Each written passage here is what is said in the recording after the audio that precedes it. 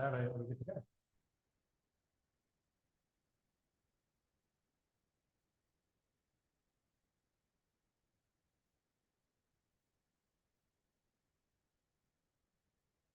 Right, folks. Well, first of all, welcome to the School of Geosciences at Wits University. It's fantastic to see you here, and to our online audience, welcome as well. This is a very special day, as you'll learn as the day goes on.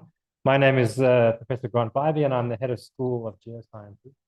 And it's really fantastic to host you here for what is a very historic event, as you'll learn today. I'm going to ask Dr. Sharad Master to introduce all the other speakers, but my job this morning is not only to welcome you, but also to introduce Dr. Sharad Master, who has most amazingly been a staff member here in the school for 29 years, which is incredible. And his knowledge about South African geology, the history of geology, and archaeology, and many other histories of science in South Africa is absolutely incredible. And we're very proud to have that kind of knowledge in the school. We're also very sad that Sharad's retiring at the end of this year. But this is a fitting tribute to many of the things that he's accomplished in his career. So, Sharad, thank you for everything you've done for the school, but most importantly, thank you for what you're contributing to this particular project, which I think is very important for marine archaeology in Southern Africa. So, Sharad, with that, over to you, and thank you all for joining us.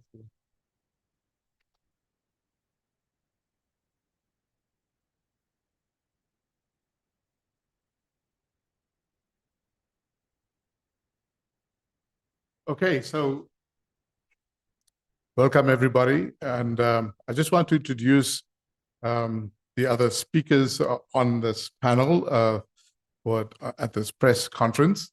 So the main speaker for today is Dr. Bruno Wits, CEO and founder of the African Institute of Marine and Underwater Research, Exploration and Education, or IMURE, and is a research associate at the Department of History and Heritage Studies at the University of Pretoria.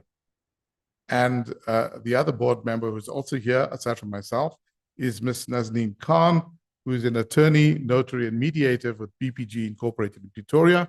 And she's also a board member of IMURE, and she will be giving a talk later today. So if we look at the program that we have lined up, we will have this press conference for an hour or so, and then we will have an introduction by Professor Emerita Jane Carruthers, who will introduce the topic and give some perspectives on it.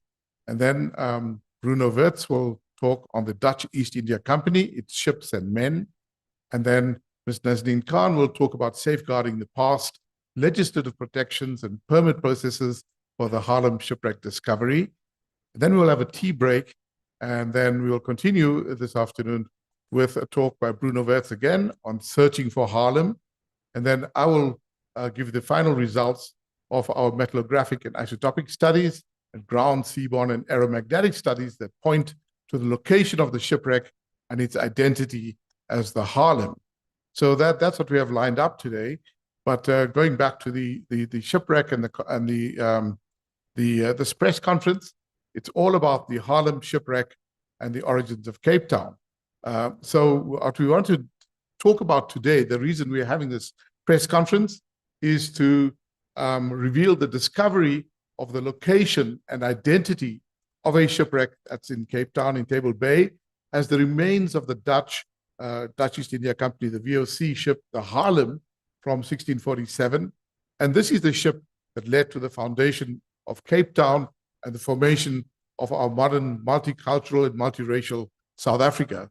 So, as Bruno has said, no other shipwreck has been that important in the history of any country as this shipwreck has been for the history of South Africa. And so I think it's an important discovery, and that's what we want to reveal to the nation, to the public, and to the world at large.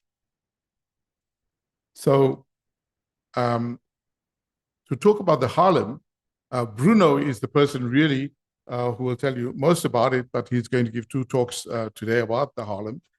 And the Haarlem is a shipwreck of the Dutch East India Company, who had established themselves in Jakarta, in what is now Jakarta, what was then Batavia in Indonesia, as a center of their eastern trade for spices. And their ships were laden with spices and going back to the Netherlands. and they needed a halfway house for refreshments and for fresh water supplies. And so they used to pull in at the Cape before there was anything there in Cape Town. And they were, like many other ships, were in the habit of refreshing themselves in that region. And in 1647, a fleet of 3 of their ships pulled into Table Bay just to get fresh water. And one of the ships, the Haarlem, was laden with spices, was basically blown onto the shoreline near the present-day suburb of Milnerton on the shores of Table Bay. And this ship had a whole bunch of extremely valuable cargo, worth probably 50 times more than the ship itself. So they were instructed by their commanders from the Dutch East India Company to salvage this cargo and to look after it until they were rescued. And this they managed to do. They were only rescued a year later, and they had to survive on their own supplies and on their own resources for a whole year, safeguarding this precious cargo on the beach where they were shipwrecked. And they managed to dig a well and get into a fresh water supply at the depth of 20 meters. And they managed to also barter for sheep and other meat with the local hoi hoi who were present there, and also made small trips down to Robben Island, where they lived on penguin eggs and cormorant and things like that. But the main thing is that they survived for a whole year. And a year later, in 1648, they were rescued by a fleet of ships coming back again from Batavia towards the Netherlands. And on one of those ships was a guy called Jan van Riebeck. And so this was the whole story about van Riebeck. We know that, our history books used to tell us that history started in 1652. Well, how did that happen? And it was actually Riebeck who rescued the sailors from the Haarlem and took their cargo as well. And they went back to the Netherlands and reported to the directors of the Dutch East India Company that this was a good place for a halfway house. They could get fresh water supplies and meat. When they left, they scuttled the ship, the Haarlem. They had to leave behind in the Haarlem a whole bunch of cargo that included about 19 cannons and 3 huge anchors. And so that was left behind from the historical studies that Bruno Wits did in this book on the Haarlem Shipwreck, which was published by UNISA Press a few years ago. And Bruno has spent years researching in the archives in the Netherlands to get hold of the information about the Haarlem, and he translated all of those into English in this book. So we know from all these researchers that the Haarlem was left on the shore, and even Van Riebeck, in his journals, when he came back in 1652 and spent 10 years establishing the colony that became Cape Town, he reported the position of this shipwreck that was still visible in his time. Since then, many centuries have passed, and that shipwreck has been buried in shallow water in the sands of Table Bay. And because of its great historical importance, Bruno has been pursuing the search for the Haarlem for several decades. He started his search probably in the 1990s, in 1998 or so, and has now reached a stage where we are 99.9% confident that we think we have located the location of the shipwreck and its identity as the Haarlem. So this is the map of Cape Town and surrounding areas of Table Bay, which shows you the approximate position of this shipwreck. It's right opposite the Dolphin Beach Hotel, which is along this coastline stretching from Milnerton towards Table View. And you can see Robben Island here as well. So this is the location of what we think is a shipwreck. And how do we know that it was a shipwreck? Well, we found in our excavations, we used geophysics to locate the positions of where the cannons and the anchors might have been. These are metal objects made of iron. And so we used magnetics to try and locate these things. We found several anomalies on the beaches. And in 2018, we dug up, with permission from all the authorities, we dug up all of those 6 anomalies that we found. And the very last one is the one where we found objects that most likely come from a shipwreck of the Dutch East India Company that included things like copper sheeting, such as this, copper and lead sheeting here. And these things were used in those 17th century ships for cladding their anchors, cladding their rudders and the hulls of those ships. So this was very, very exciting, and we were then pretty confident that we were on to the shipwreck site. But the actual, these were just objects that had washed up on the beach from the shipwreck. The shipwreck itself was in shallow water. And so we had to try and find more evidence of it. And in the meantime, we did metallographic studies here at Wits University using some of the most modern equipment, something called a TIMA mineral analyzer. And it takes a polished section of this piece of metal. This is only 1 or 2 centimeters across and a few millimeters wide, a piece of copper from the metal that we found on the beach. And when we enlarged that, we could see traces of copper and also lead and carbonate that prove a particular process which was only found and practiced in Germany at that time in the 17th century. And it proves the origin of the lead and the metals that came from there as being Central Europe and not from, say, the Iberian Copper Belt in Rio Tinto, which is where the Portuguese would have gotten their metals from.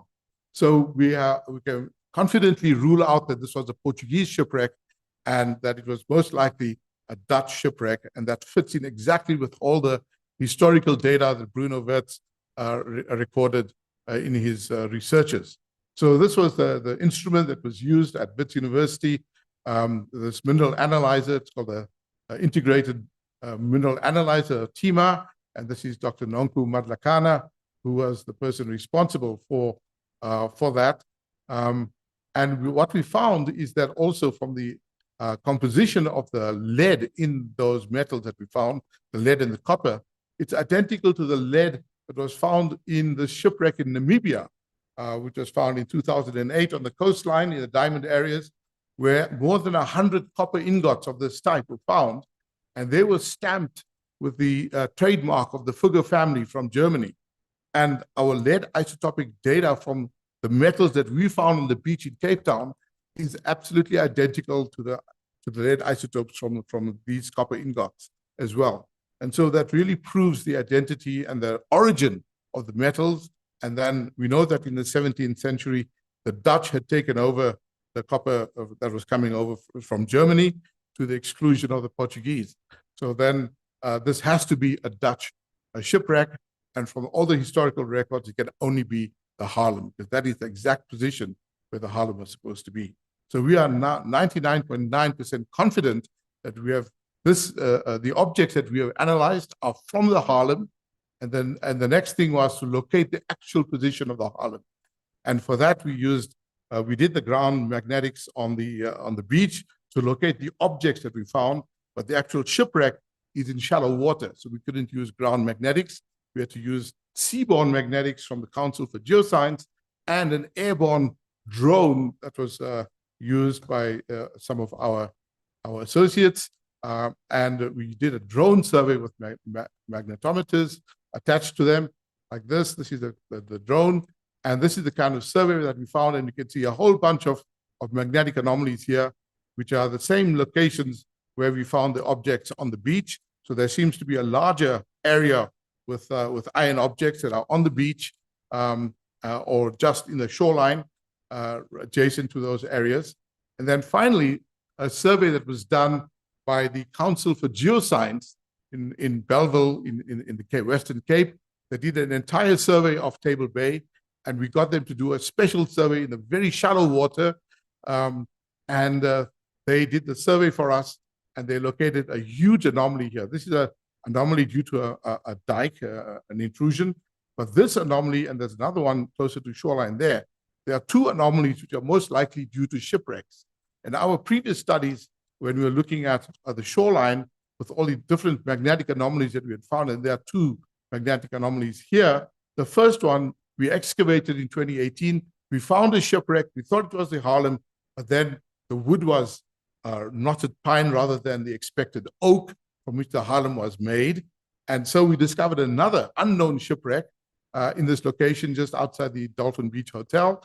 And the Council for Geosciences located a big anomaly just very close to the shoreline, which is probably that shipwreck. So there's two shipwrecks that have been found. But the second one is the one that's right adjacent to where we found the objects that we have now proven would have come from the Fugger a family in Germany. And these objects of lead and copper. And there's a big anomaly just offshore, about 200 meters away. And this, we think, is the location of the buried Haarlem shipwreck.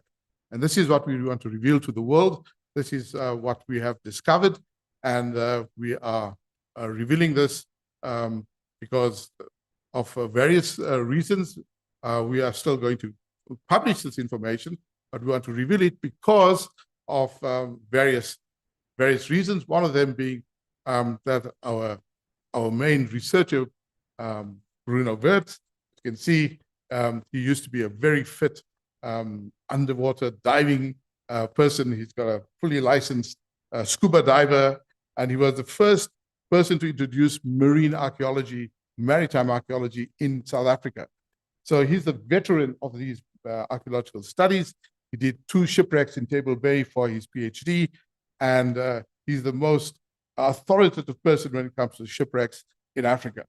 So he's the ideal person to have done this study, and his life's work, I would say, for the last several decades has come to the culmination of this discovery. And so it's a great tribute to his work in this field, and because of his health problems, we thought it would be prudent to first reveal this to the rest of the world. Initially, because I'm also a member of IMUR, I'm the chairman of. He made me chairman of his institute that he had founded. And initially, when we were doing the excavations in 2018, we thought that we would use the products of that excavation to raise public awareness, but also funding from various sources in order to locate and then to excavate the Haarlem. We think we have now found where the Haarlem is sitting, but we do not have the means to take that project on ourselves. We are an NGO, and we have failed up to now to get any interest in funding from national government, from provincial government, or even the city of Cape Town. So all our studies so far have been funded entirely by private enterprises, except for the work that was done by the Council for Geoscience, to whom we are very grateful.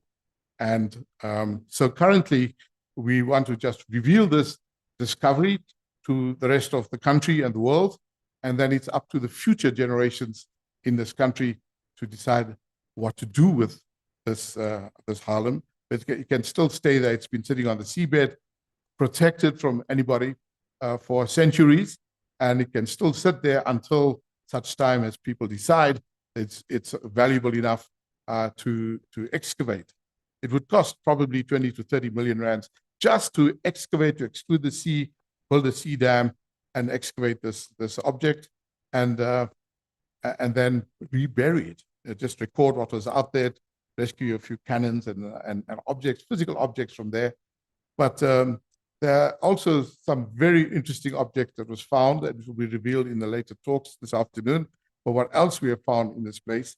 It is the meeting place of European and indigenous cultures in this country, and is the start and the foundation of Cape Town and the foundation of modern South African history.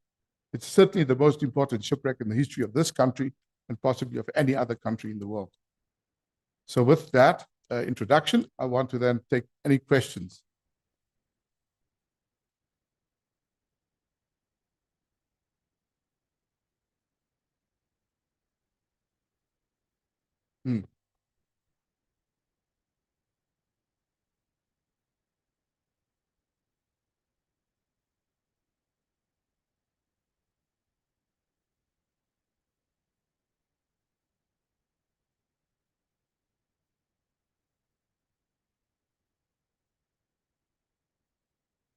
About the second shipwreck out here, that's to the north.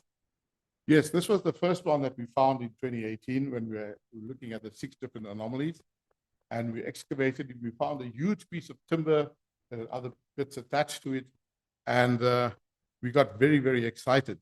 And we thought we had found the Haarlem.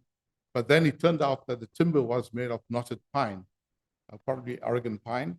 And then we actually had it radiocarbon dated here at Itemba Labs. And if it was the Haarlem, we would expect an age of possibly early 17th century. Because whatever the age from the wood, that has to be the minimum age of the shipwreck. Because the shipwreck was made, the ships were made from timber that was cut down. So the timber has to be a little bit older than the shipwreck. But the age that we got was from the late 18th century. So possibly the shipwreck is late 18th century or early 19th century. We don't know anything further because that requires further excavations. So the big timber that we found, we recorded a few samples and we buried it again. And it was all done under the watchful eyes of the South African Heritage Resources Agency, the City of Cape Town, the CSIR, and a whole lot of other observers that we did. And we also had a big press conference about it in 2018.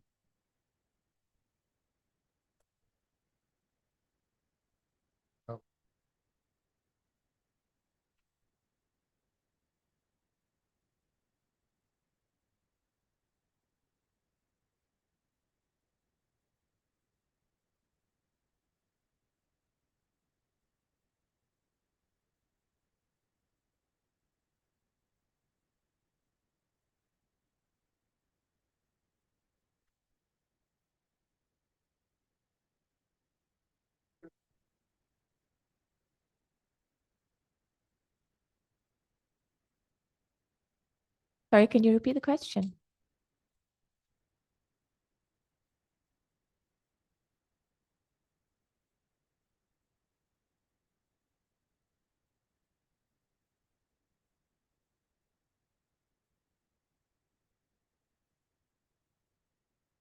So, according to Dutch law, the Dutch government lays claim to any Dutch ship wherever it is, and if it's in national waters or international waters. Specifically in the case of VOC shipwrecks, they say it's our property, it's part of the Dutch state. And that is because the Dutch government took over the rights and responsibilities of the Dutch East India Company when it was disbanded in 1799. So the Dutch government still claims the rights, but looking at the perspective from international heritage, if a Dutch wreck is discovered elsewhere, and for example, Australia, where during the 1960s, several Dutch East Indiamen were discovered and excavated, they maintain their rights, but they give the host country, so the country where the wreck is discovered, the right to excavate, to preserve, to display the items. So in practice, in most cases, the contents of those ships stays in the country where it was discovered, but formally the Dutch government is the proprietor or the owner of the objects. Does that answer your question? sorry, I'd just like to actually add, because I didn't know about the law of the Dutch government as well. I was referring specifically to the contents of ships. So, for example, certain different countries have their own different laws, and then obviously if you are a signatory to a certain convention, you adapt to those kind of laws.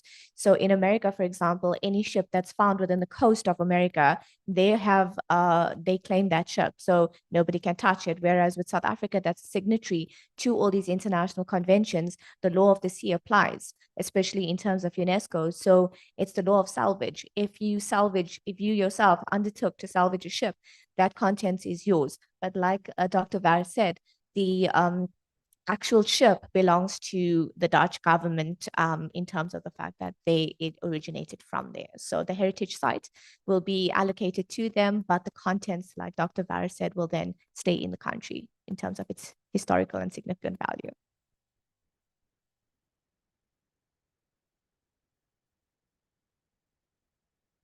Are there any other questions from the audience?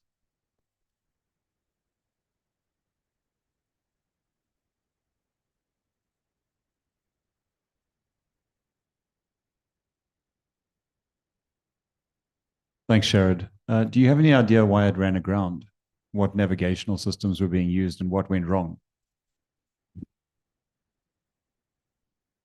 Well, they didn't have GPS in those days, or radar. So it was all according to the records, the ship approached Table Bay, and it entered Table Bay under reasonable weather conditions. There was no storm, there was no very strong wind. But they noticed, the people on board noticed that the moment they entered Table Bay, and I quote, the rudder wouldn't listen. So the rudder wouldn't respond to any intervention. And it's my personal opinion that it might have been caused by a broken cable, the cable that was attached to the tiller that operated the rudder. But I'm not sure if that. The records don't mention this further. They only mention that the ship was under the mercy of the prevailing wind. It was pushed across the bay instead of being able to turn to the anchorage, which was where now present day Cape Town Central Station is. Instead, it was pushed over the bay in an easterly direction. And from what you will hear later, it ended up near the current day Dolphin Beach Hotel. So it was just the problem was the wind, and they couldn't battle the wind. Does that answer your question? Thanks.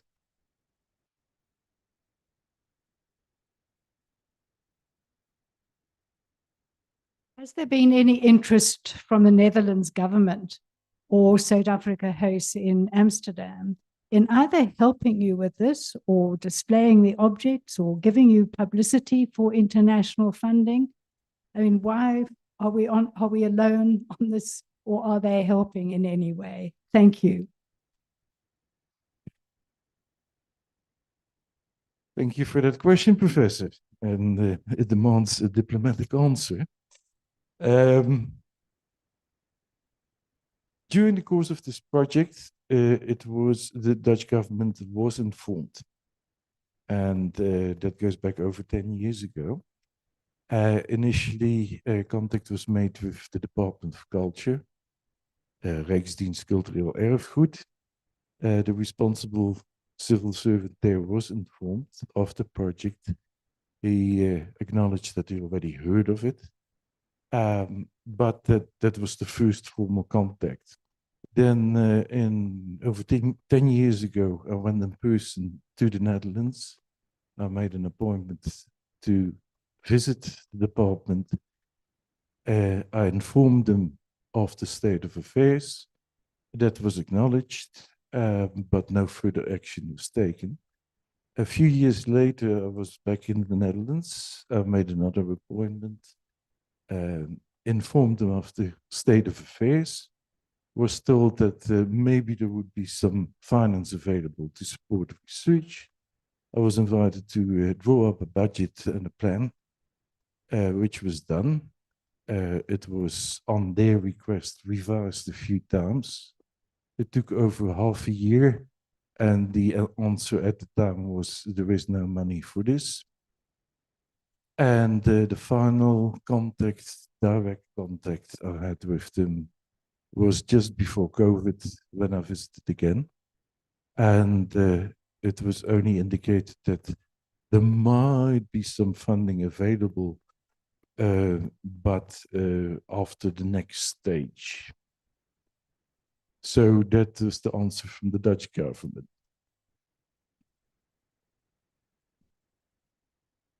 I actually just want to add on to that question, not really about the Dutch government, but about particularly other stakeholders that needed to see this as priority. We actually also haven't had, apart from Sahra, who, you know, the permit processes and those kind of things that we actually underwent, and they assisted us. And I think they even gave us a letter of motivation. So they were fully supportive of that. And as AMURE, we wanted to keep above board with everything because it's such a historically significant thing that's happening in South Africa. But the stakeholders that ought to have been involved, firstly from the start, assisting us, guiding us on this process, have not come forward on that. And I think that's something that I'm also going to highlight in my talk, but it's been a little bit disappointing.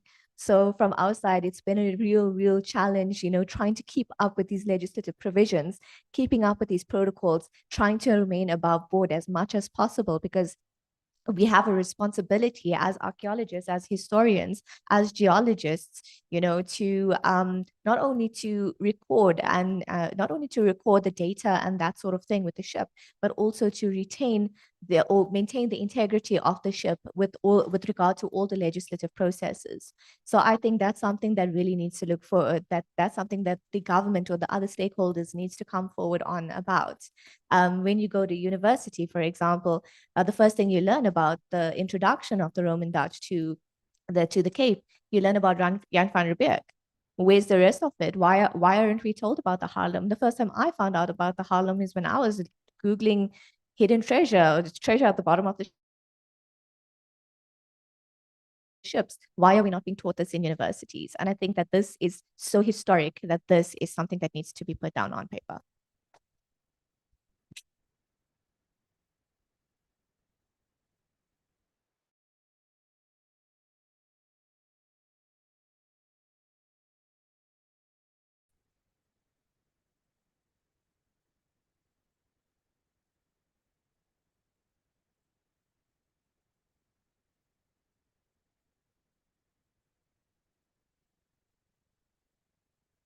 Are there any questions from the Zoom audience?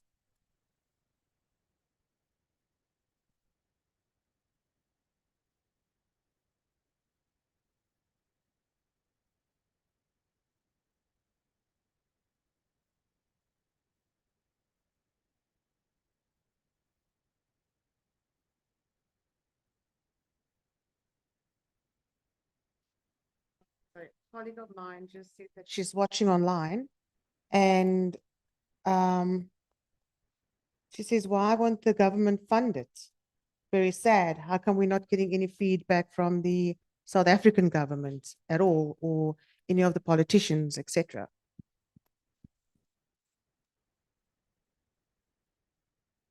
Well, before I hand over to Bruno for a more comprehensive answer, I will give my own opinion about this.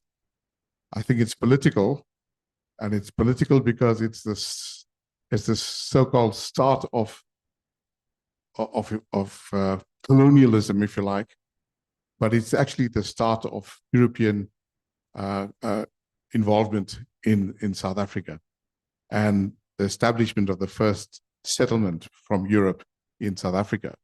And it's, of course, it's a touchy subject for obvious reasons of the way it then developed into the apartheid state and then the fight against it and so on. So but it is one of the seminal acts that led to the foundation of modern South Africa.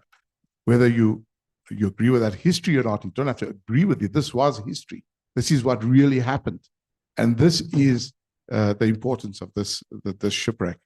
So even though it may be something that's politically touchy, we have to approach it as modern South Africans and say, this is the start of our history. In our multiracial and multicultural history, this is the beginnings of it. This is how it happened. And if it hadn't been for this, our history could have been different. Or we could have been colonized by the Portuguese and we'd all be fala português. So this particular incident is really seminal to our modern South Africa. So it should be funded by the government. It should be something, but they've had other priorities, as we all know. So it's something for the future. It's not something, it's the past, but it's been preserved untouched on the seabed, because it's not on the seabed, it's actually buried. And that's Also, we know that there's no treasure on board, so it's not going to be ransacked by treasure hunters. Sorry about that. But the ship itself is a treasure, and the history behind it is a treasure.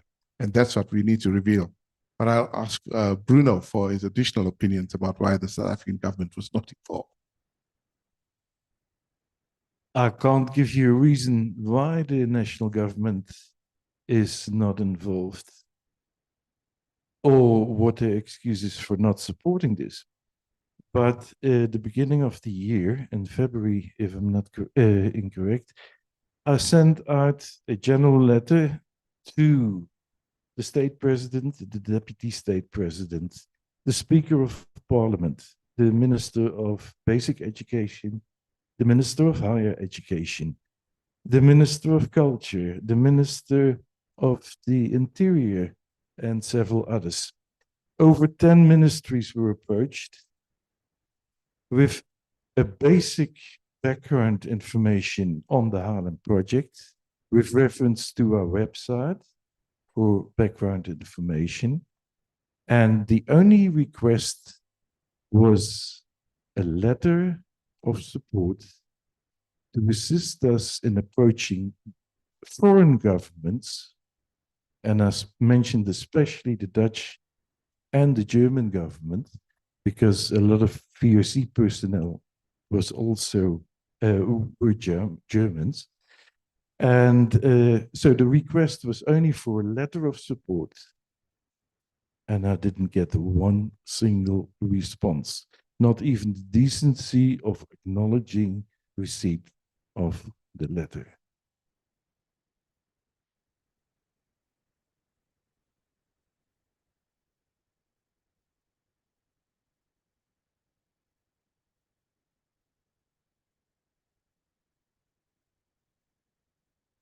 Could you also tell us about the response of the provincial government and the city of Cape Town? The mayor of Cape Town was approached. Of course, it's somebody who is in a very busy job. So he delegated it. And one of his assistants sent a response that very interesting, but support, don't knock on our door. I subsequently said, well, if you can't provide financial support, could you perhaps support in a practical way, in the way of sending a health and safety inspector to assist with the test excavations, and only for half a day. And the response was, no, we don't have time or money for that. That was the city of Cape Town. The provincial government, I wrote to the premier, and he acted immediately, and he asked his provincial minister of education to react, and she did so immediately. She invited me for a meeting, and we had a very pleasant conversation. And the lady was very interested and very sad that she expressed that she couldn't support in a practical way because of a lack in a budget that wasn't appropriate. And she also told me that several other existing projects had to be cancelled because of that. But the only support we got to a certain extent is from the provincial government.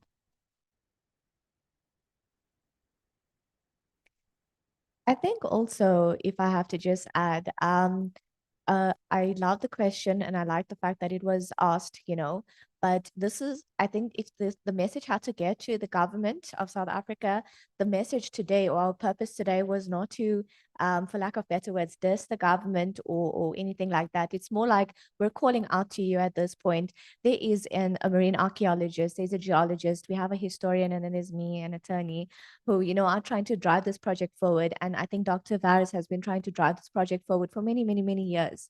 And right now we need the support of international resources, international funding. So if we as South Africa don't have the funding, at least give us the support to be able to obtain it. So this is just us like calling out to you, like, please assist us and let us get this message across and let us record this find as something that set South Africa into motion and set history as we know it today.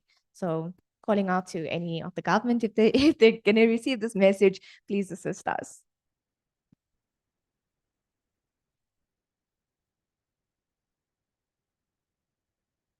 Okay, Robin, are there any further online questions?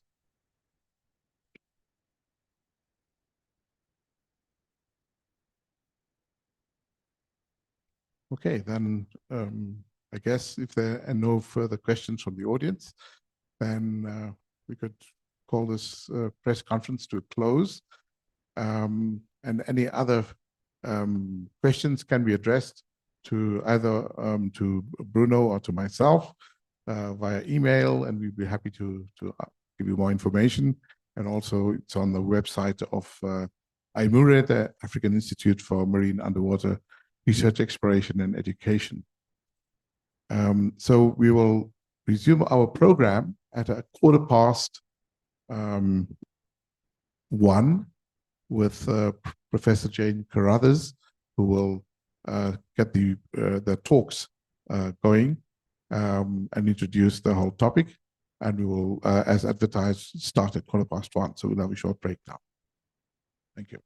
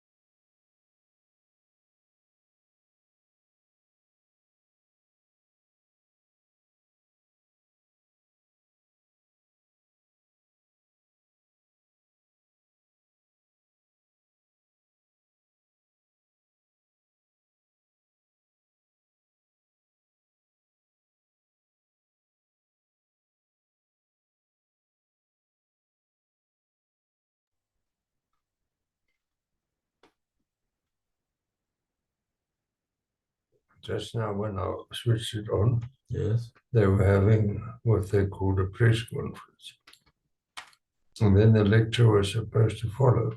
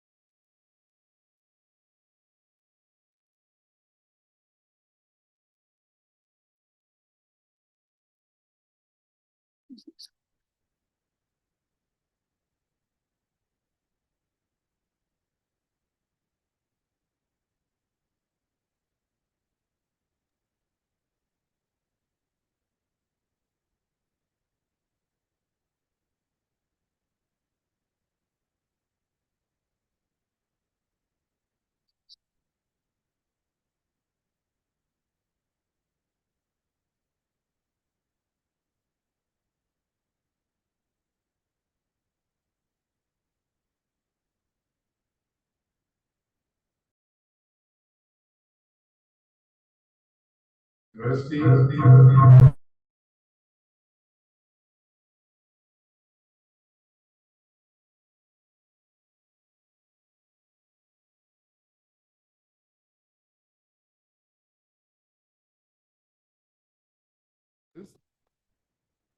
from UNISA. And Jane Carruthers is well known for her expertise in environmental history in Southern Africa. She is Professor Emerita of the University of South Africa, where she has taught history for 30 years. She is a Fellow of the Royal Society of South Africa, member of the Academy of Science, and Fellow of Clare College, Cambridge University. She is the past President of the South African Historical Society, Chair of the Academic Advisory Board of the Rachel Carson Center for Environment and Society in Munich, and Editor-in-Chief of the South African Journal of Science. She's been the recipient of the Distinguished Scholar Award of the American Society for Environmental History in 2019, the first African to be so honored. And she's the author of numerous books, book chapters, and academic journal articles. So it is my pleasure to introduce Professor Emerita Jane Carruthers.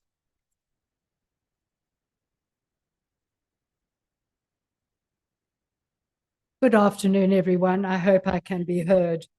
And thank you, Sherrod, for that very kind introduction. I'm very grateful for the invitation to join this symposium on the wreck of the VOC vessel Haarlem near Table Bay in 1647. My introductory role is to outline the historical significance of this event, while the papers that follow will describe the VOC context, the legal situation, and the remarkable discovery of the shipwreck itself. Could I have the lights, please? Thank you. Since 1500, more than 2,000 ships have come to grief around South Africa. That's the equivalent of one shipwreck for every kilometer or two of our coastline. The greatest concentration is to be found, not surprisingly, around the Cape of Good Hope. Despite the archaeological wealth beneath our oceans, the departments of archaeology in our universities pay scant attention to it. The person who has most encouraged marine archaeology is Dr. Bruno Wits, until recently almost alone in keeping this field of study alive in South Africa. He honed his diving skills in the Underwater Reconnaissance and Diving Unit of the Royal Dutch Army, but his curiosity about the intellectual possibilities of marine archaeology was sparked by joining the team that raised the Mary Rose from the Solent in the early 1980s, after more than 400 years beneath the water. Bruno Wits immigrated to South Africa from the Netherlands in the late 1980s to take up the newly created post of lecturer in marine archaeology at the University of Cape Town. In 1997, he completed his PhD at the State University of Groningen, exploring how historical studies and marine archaeology could be allied. Wits has become a leading international figure, receiving many accolades and awards, and his research has encouraged disciplines like engineering and the geosciences to contribute to the study of shipwrecks. Most shipwrecks are the consequence of a collision between a seagoing vessel and the shore. Haarlem, as we will hear, was stranded on a beach in the littoral zone or edge of contact between sea and land. In his work on the Polynesian islands, Australian historian Greg Denning argued that beaches are thresholds. People on both sides of the beach have separate stories, but also shared stories that intertwine on that beach. The beach metaphor is particularly apt when considering the cultural dynamics of the most important shipwreck in our early history, that of Haarlem in 1647, or New Haarlem, as it's called. The story of the Haarlem alerts us to both sides of that beach near Cape Town and suggests the complexities of contact between different people who were to become South Africans. I don't want to preempt what Dr. Wits will say later this afternoon, but I need to give you an idea of those two sides of the beach. On the one side were the Netherlanders on the Haarlem. The vessel belonged to the Verenigde Oost-Indische Company, the Dutch East India Company, or VOC. In 1647, with a crew of 120, the Haarlem was returning from the Far East to the Netherlands when it ran aground during heavy weather while apparently assisting another ship. Literally stranded, and despite considerable effort, it could not be refloated. With help from men from other vessels at anchor, some of the Haarlem cargo was transferred from the stricken ship, and a makeshift camp was constructed on the dunes. Once this had been accomplished, the other ships set sail, taking 58 Haarlem men with them. The rest, numbering 62, were obliged to remain on the beach within sight of their ship to salvage more of the cargo and await the next returning convoy. Rescue was long in coming, and only after a whole year, in March 1648, were they picked up by a VOC vessel returning to the Netherlands. Coincidentally, on that ship, and in disgrace for corruption, was a young man named Jan van Riebeck. At that time, the Netherlands was not a colonizing nation. Economic control of the united and liberated Netherlands was in the hands of the VOC, not in those of the stadtholder, and Wits will be telling us more about the company shortly. It was responsible for all seaborne trade with Asia, owning hundreds of ships, employing thousands of men, including soldiers, and possessing trading posts across the Persian Gulf and into Japan. The VOC could legally wage war, make treaties, create colonies, and execute its own criminal justice system. It was in effect a state within a state, and the most powerful commercial enterprise in the world at this time, operating on the three mercantilist principles of monopoly, maximum profit, and minimum expenditure. The Haarlem survivors on the beach were the employees and representatives of this remarkable enterprise. On the other side of the beach were the autochthonous local communities that have been referred to as Cape Khoikhoi or Peninsula Khoikhoi. Those who came in contact with the Haarlem survivors were Khoikhoi people referred to as strandlopers, beach walkers. Archaeologists today prefer not to use this term, regarding it as derogatory. The communities around Table Bay were semi-nomadic Khoikhoi, whose economy was based on foraging a marine-based diet, and whose material culture derived from items found in the vicinity. Their social structure comprised small and loosely organized bands, probably extended families, without strong leadership or hierarchical rank, but with complex spiritual beliefs and medical knowledge. There were other Khoikhoi communities who owned sheep and even cattle, but socioeconomic distinctions between groups and their livelihoods were extremely fluid.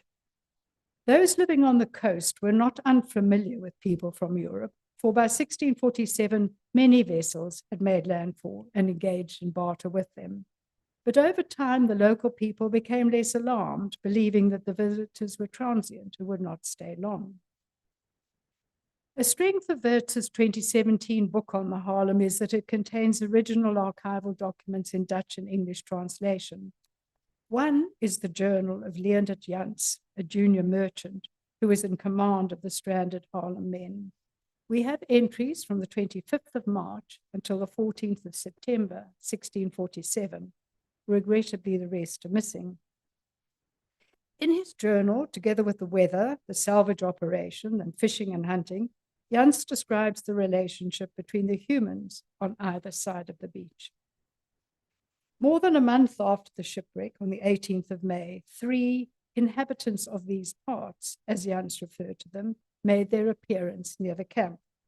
They were not allowed to come too close, but through gestures, the Khoikhoi apparently promised to bring cattle, and the Netherlanders gave them bread and tobacco. The group returned the following day with many crayfish in return for more bread and tobacco. Then, 2 weeks later, on the 1st of June, a larger group of 13 arrived, one of whom the Dutch discovered could speak English.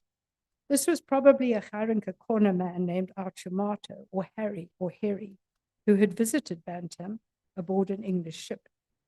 This group had brought 5 sheep with them, which were exchanged for pieces of copper. On this occasion, the Khoikhoi were keen to have a good look at the fort and the wreck, but when the Dutch refused, the journal reports, they left discontented. Jans apparently feared them, knowing that previously they'd been hostile to the crew of the Mauritius, but he doesn't mention the circumstances. There was violence on the 2nd of September 1647 when, according to Jans, a crew member of the Fleet Noordmonster, which had put into Table Bay, was beaten to death by one of the Khoikhoi, but again, did not record any facts. In his final entry on the 14th of September, Jans noted that a larger group of Khoikhoi, about 20, asked if they could set up their camp close by, a request that was refused. Historian of the early Cape, Richard Elphick, suggests that the Khoikhoi were attempting to discover how long these visitors intended to stay, and that moving closer to the Dutch cannons would protect them from their enemies. Once safely back in the Netherlands, and perhaps with some of the unpleasant memories of the shipwreck and its aftermath receding, Jans and Matthijs Pruit, who'd been on the returning fleet in 1648, were asked to report to the VOC on their lengthy first-hand experience and assess the potential of the Cape as a revictualling station for its fleet. They knew that the reason that they hadn't set up a station before then was that it was not a great place to do so. The Portuguese, for example, had very wisely, perhaps, left it alone and gone further into the Indian Ocean up Mozambique. So at the time of the wreck of the Haarlem, the Dutch were sharing St. Helena with the British ships, but apparently because of dogs running rampant, the sheep and cattle that had been led there were coming to unpleasant ends. So the VOC was looking to rethink the situation. On the 26th of July, 1649, the two men, Jans and Pruit, submitted a remonstration, a remonstrantie, the full title in English being a remonstration, with which it is succinctly demonstrated and indicated what service, advantage, and profit will accrue to the United Chartered East India Company by constructing a fort and garden at the Cape of Good Hope. The directors of the VOC, the Heeren 17, studied the report carefully, being extremely cautious about investing in ventures that were not certain to make a profit. The southern coast of Africa offered no spices or precious goods, and money would have to be spent in setting up the fort and garden and paying the employees stationed there. Jansen and Pruit's remonstrantie is a seminal document in our history. In it, the authors enthusiastically declared Table Bay a safe harbor, the peninsula abounding in fresh water, fertile soil for cultivating fruit and vegetables, prolific offshore fishing and whaling, and readily available timber. It was also disease-free. On the matter of the local people, the report stated that they were friendly, interested in trade, keen to supply livestock to visiting ships, willing to work, to learn the Dutch language, and even in time to convert to Christianity.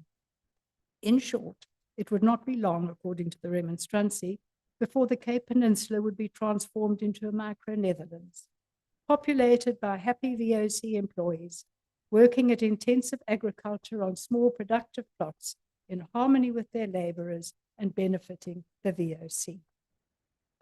In the remonstrantie, Jans strongly denied the prevailing view that the Khoikhoi were cannibalistic savages.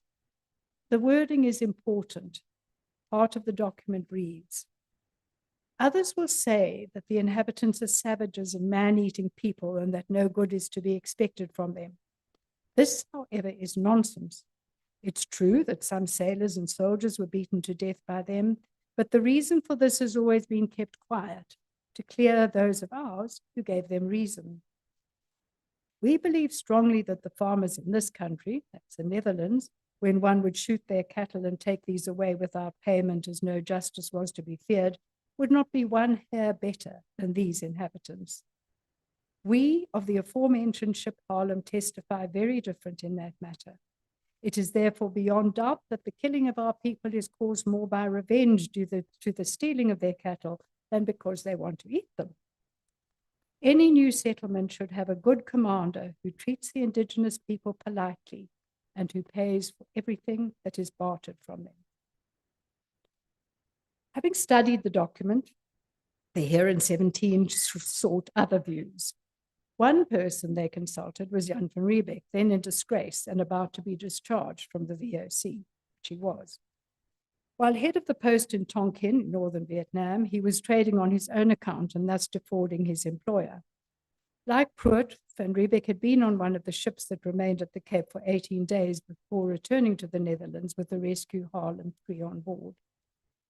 In June 1651, Van Riebeck submitted his rejoinder to the remonstrancy. One can assume that in his responding positively to the idea of a station at the Cape, he saw a chance for his own rehabilitation and re-employment. As he stated, "My comments are intended to indicate what knowledge or thoughts I have in this matter, and as a result, how I could perform there, should I be ordered so by the Honourable Company." On the matter of the Khoikhoi, Van Riebeck strongly agreed with what he read in the remonstrancy. He wrote, "Although Mr. Leonton Jans doesn't seem to have much fear of being hindered by the inhabitants as long as one treats them well, I say, contrary to this, that these are completely untrustworthy. They're a brutal gang that live without any conscience. For this reason, the fort has to be suitably defendable, as several trustworthy people who've also been there stated on several occasions that our people were beaten to death without the least cause."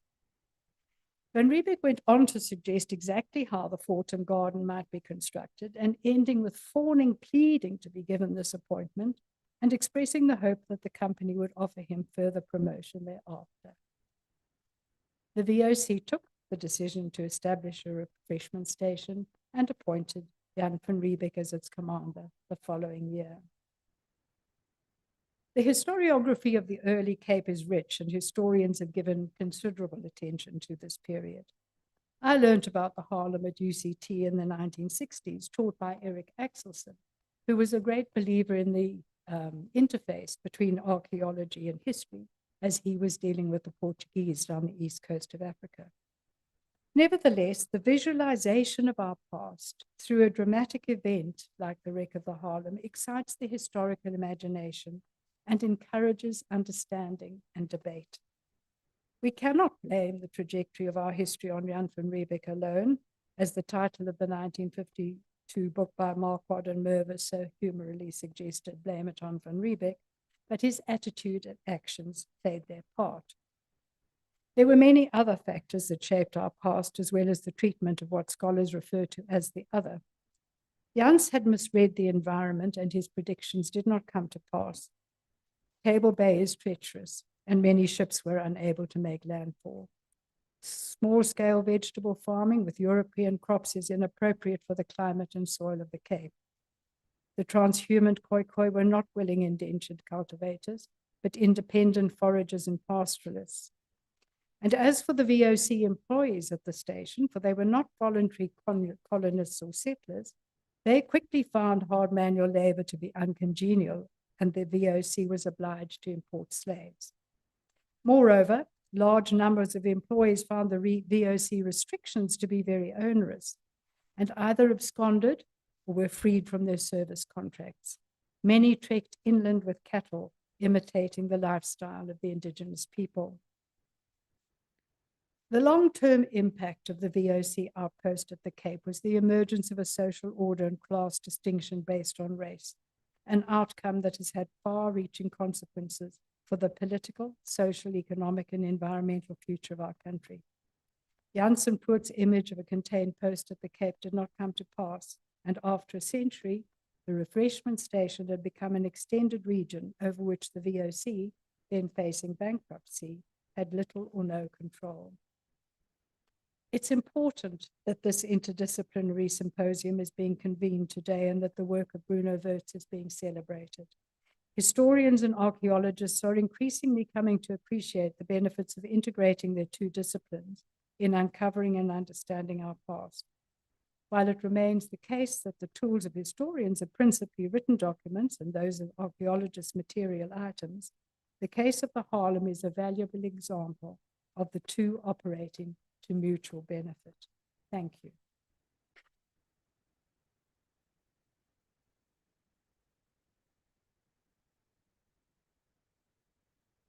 Thank you for that, Professor.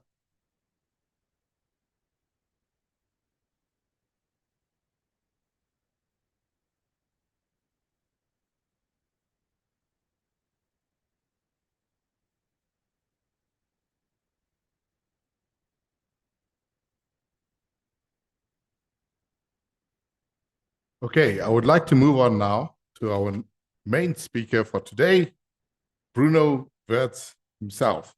I'd like to say a few words about Bruno. Aside from what Professor Carruthers has already said about Bruno, I would just repeat a few details about Bruno. He was born in the Netherlands and obtained a doctorate in history from the University of Nijmegen, and a doctorate in maritime archaeology from the State University of Groningen in the Netherlands. So he's actually a doctor. Among his professional qualifications, he has also been commercial diver, and he has a skipper's license. He's a member of various scientific organizations, including the Royal Society of South Africa, the Association of South African Professional Archaeologists, and also the Institute of Nautical Archaeology, the Nautical Archaeological Society of the United Kingdom. He was inducted as a fellow of the Society of Antiquaries in London in 2010 for his achievements in archaeology. And he was also elected as one of the top 100 Africans in 2000 for the discovery of the oldest artifacts from under the sea in the world. These are Acheulean hand axes that he found on the seabed that are up to over 1 million years old. He has been archaeologist on the Mary Rose project in the UK. He has also had appointments in the Netherlands at UCT, at the South African Cultural History Museum, the South African Maritime Museum, and he has been also an advisor to the National Monuments Council and the South African Heritage Resources Agency. He has excavated the VOC shipwrecks in Table Bay, the Oosterland and the Warringsveen for his PhD, and he has also been the principal archaeologist for the Bom Jesus 1533 shipwreck that was found in Namibia, the oldest shipwreck in sub-Saharan Africa.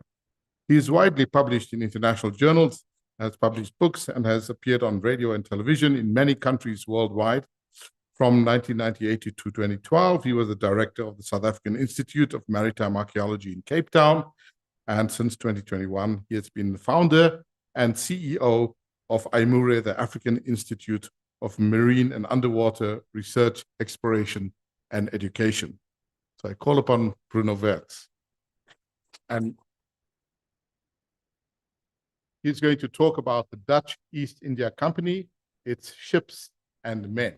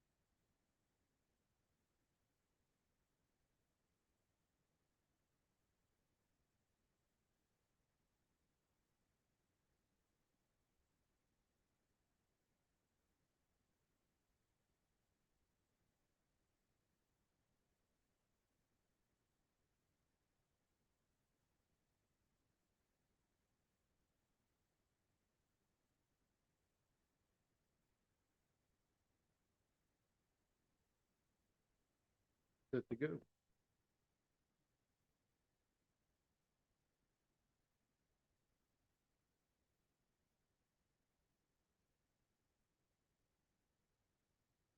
Everything okay? Good afternoon, ladies and gentlemen. I hope you can hear me also in the back. Perfect. Okay. First of all, thank you very much, Professor Corrales, for your very kind words and very learned introduction. It was very entertaining and right to the point. Dr. Master, thank you very much for hosting this event. And I would also like to thank the School of Geosciences here at Wits University and the head, Professor Barbie. Thank you for hosting this event, which has become quite an important event in my personal life, and hopefully will become important in the life of South Africans. We're talking about the Haarlem Shipwreck that had such an impact on the history of this nation. And I dare say that there is no shipwreck in the world that has played such a vital role in the historical development of a whole nation. And for that reason, I think it's important to highlight aspects involved in the research of this wreck and in great detail. And I'm very happy that today we have an opportunity to do so. We will take you on a trip, on an expedition, covering various aspects that are and that were involved in researching this wreck, from judicial, legislative aspects, which will be covered by Ms. Nazleen Khan, and geology, geoscience, covered by Dr. Master, and I have the honor to tell you a little bit more about the historical and the archaeological work that has been done. And as a general introduction, I thought it was to tell you a little bit more about the company that owned the wreck, the ship, that built the ship, the employees that sailed with the ship, and the role that the ship eventually played in the development of Cape Town and of South Africa. So let's start with the Dutch East India Company, the organization that made it all possible.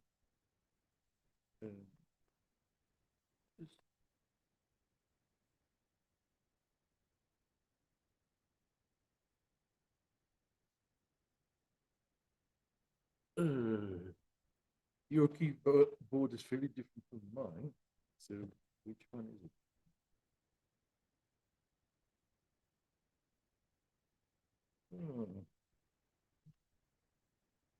It wasn't me.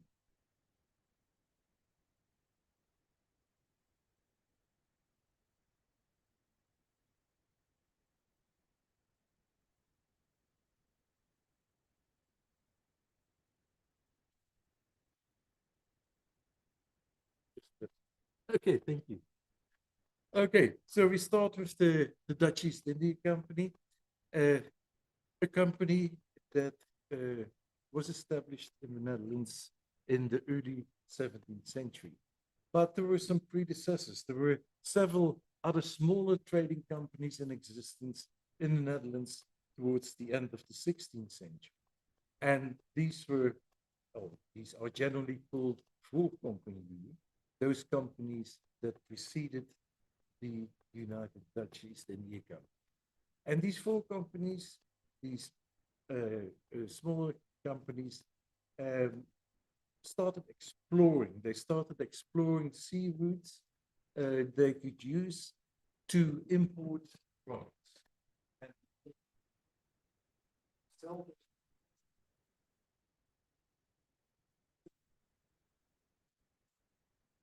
Would become rich. And that was the bottom line.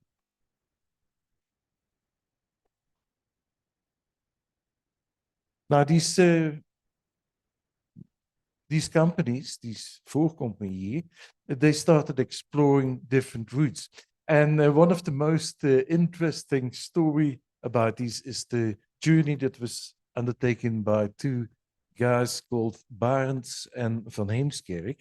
And they looked for a route from the Netherlands to the east via the North Pole.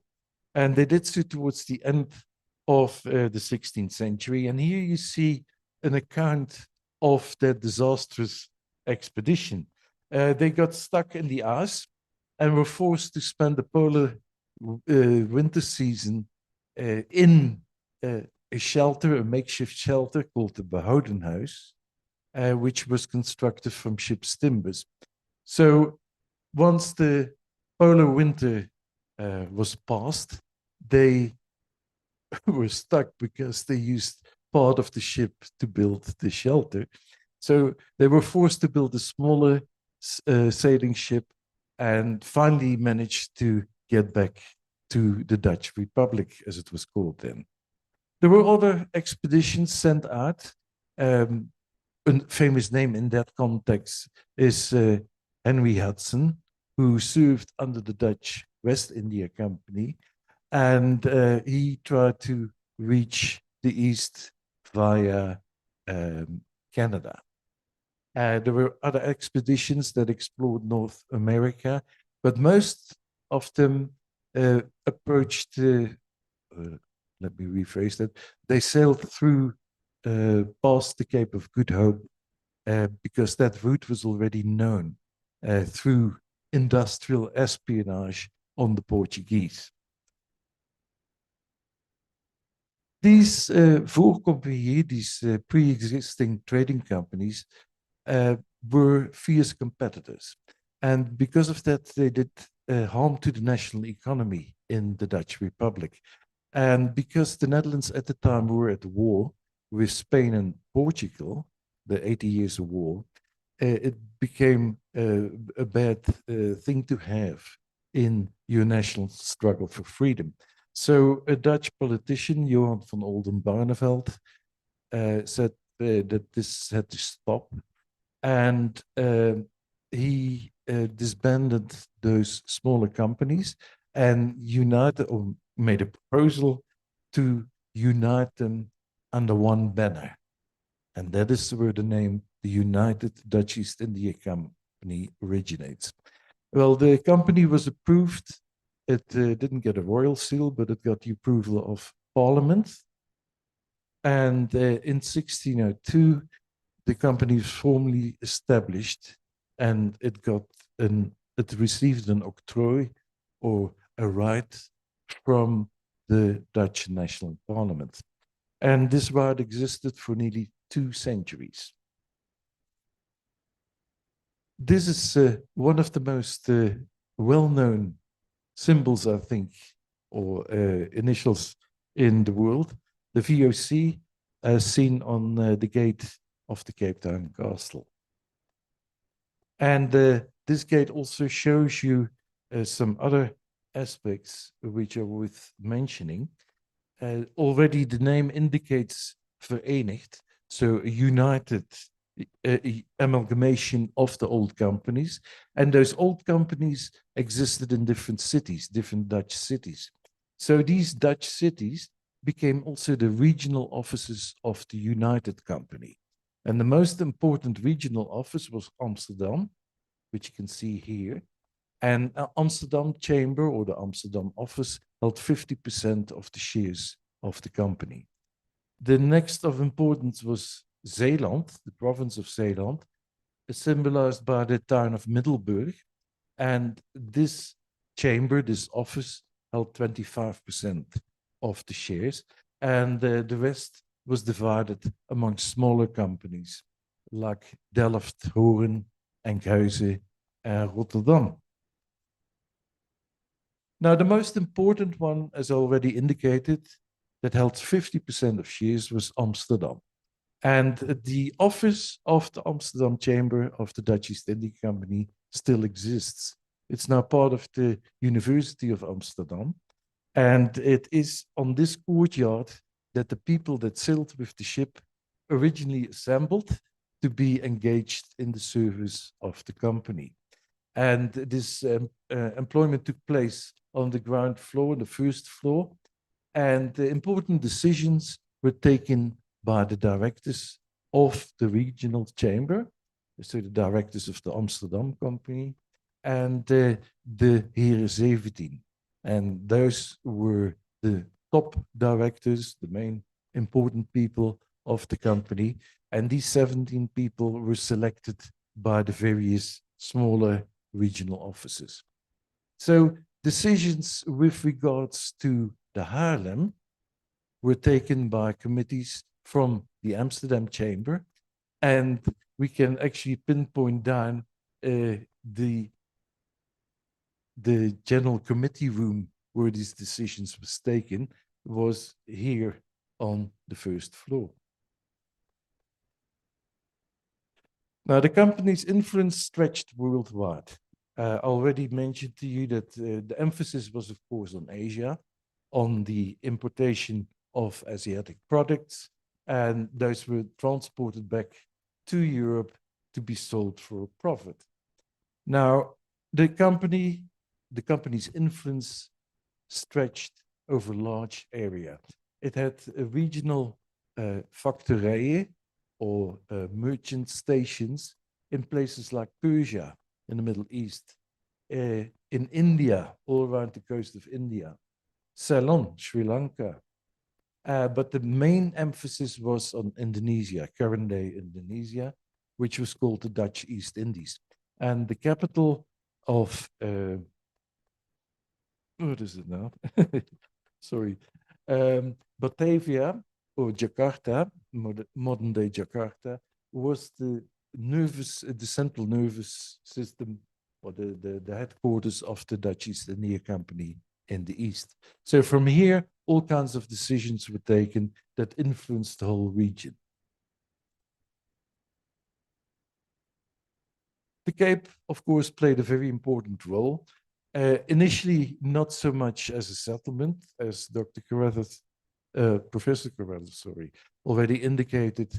The Cape before 1652 was nothing but a barren place with inhabited by indigenous people. There was no settlement, there was no development from any European nation. The Cape mainly had symbolic meaning because it was more or less halfway between Europe and the East. So outgoing sailors would see this as we already halfway our journey. On the way back, it would be a hopeful sign for people that they would reach Europe within months. The company was an independent organization. It was a private organization, had connections with the national government, but was not a state enterprise. And in this, it differed from many other nations that any areas occupied by the Dutch East India Company were private colonies, so to say. So the Cape didn't resort under the Dutch national government. It was a colony of a private enterprise. And this enterprise that was very powerful. It was the first multinational organization in the world. It had its own standing army. It had its own fleet of ships. It was allowed to use its own coinage by the national government of the Netherlands. It was allowed to conclude treaties with foreign powers. It had its own legislation, even to the extent that it could condemn its personnel or members of its personnel to death, the capital punishment. So it was virtually a state within a state. But at the top, we didn't have any princes or royals, monarchs. The top people, the most important people, were merchants. And this is an example of one of those successful merchants, Albert Cuyp, in the 17th century in Batavia, standing with his wife and pointing at the origin of his wealth, the shipping traffic between the Dutch Republic and the East. And what kind of products did they import? Well, mainly spices. Pepper especially was a much sought after commodity, but also cinnamon, how do you call it, cardamom, all kinds of Asiatic products. And besides the spices, there were Oriental textiles, which were were of tremendous importance. But there were other projects as well. And I'm going to show you a few slides now with artifacts, with objects that were recovered from Dutch East India Company ships that sank in Table Bay, the Oosterland and the Waddingsveen, that sank in 1697, so exactly 50 years after the Haarlem. So the Haarlem must have had very similar objects on board. And what can we see here on the left top? A porcelain jar from Japan. Chinese blue and white porcelain.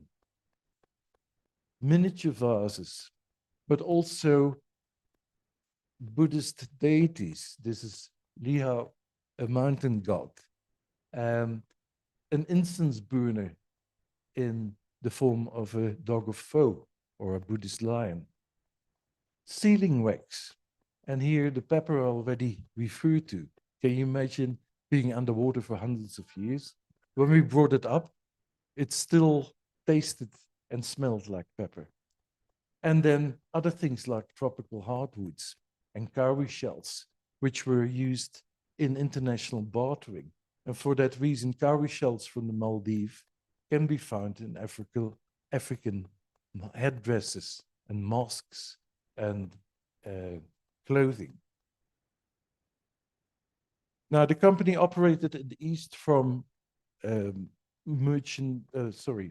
trading stations, comptoirs as they were called. And this is just an example of one such comptoir. Very much like the Cape Town Castle, a residence for the top official, mostly a governor, a secluded area or protected area like a fortification, and then other areas related to the operation of the company, barracks for soldiers, but also gardens for food production, etc.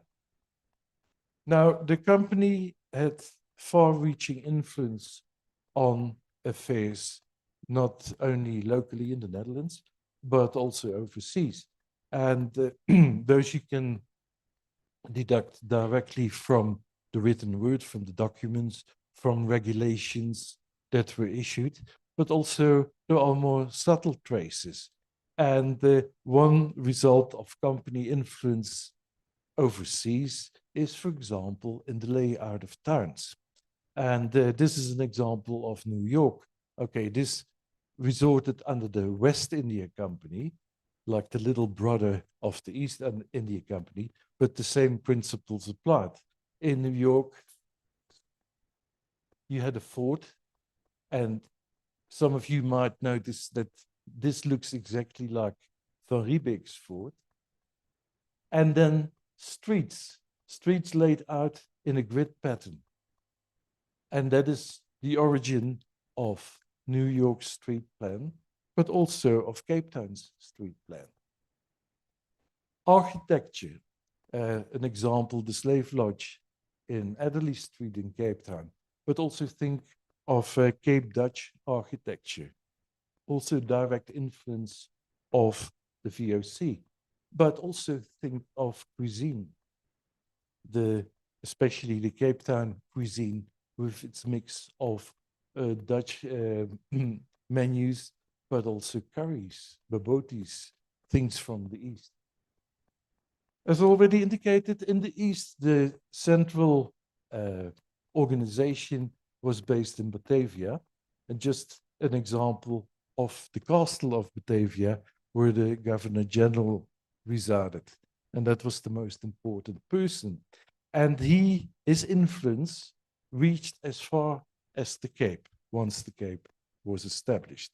And this also explains why a lot of the documents that relate to the Haarlem were addressed to the Governor General or were sent from the Governor General or the Council of India, that was the council that assisted him in his work, to the Netherlands related to our ship. Just an example of how it must have looked like during the middle of the 17th century. Table Bay, Table Mountain on the background, and some ships of the company, just to give you an impression of how they looked like.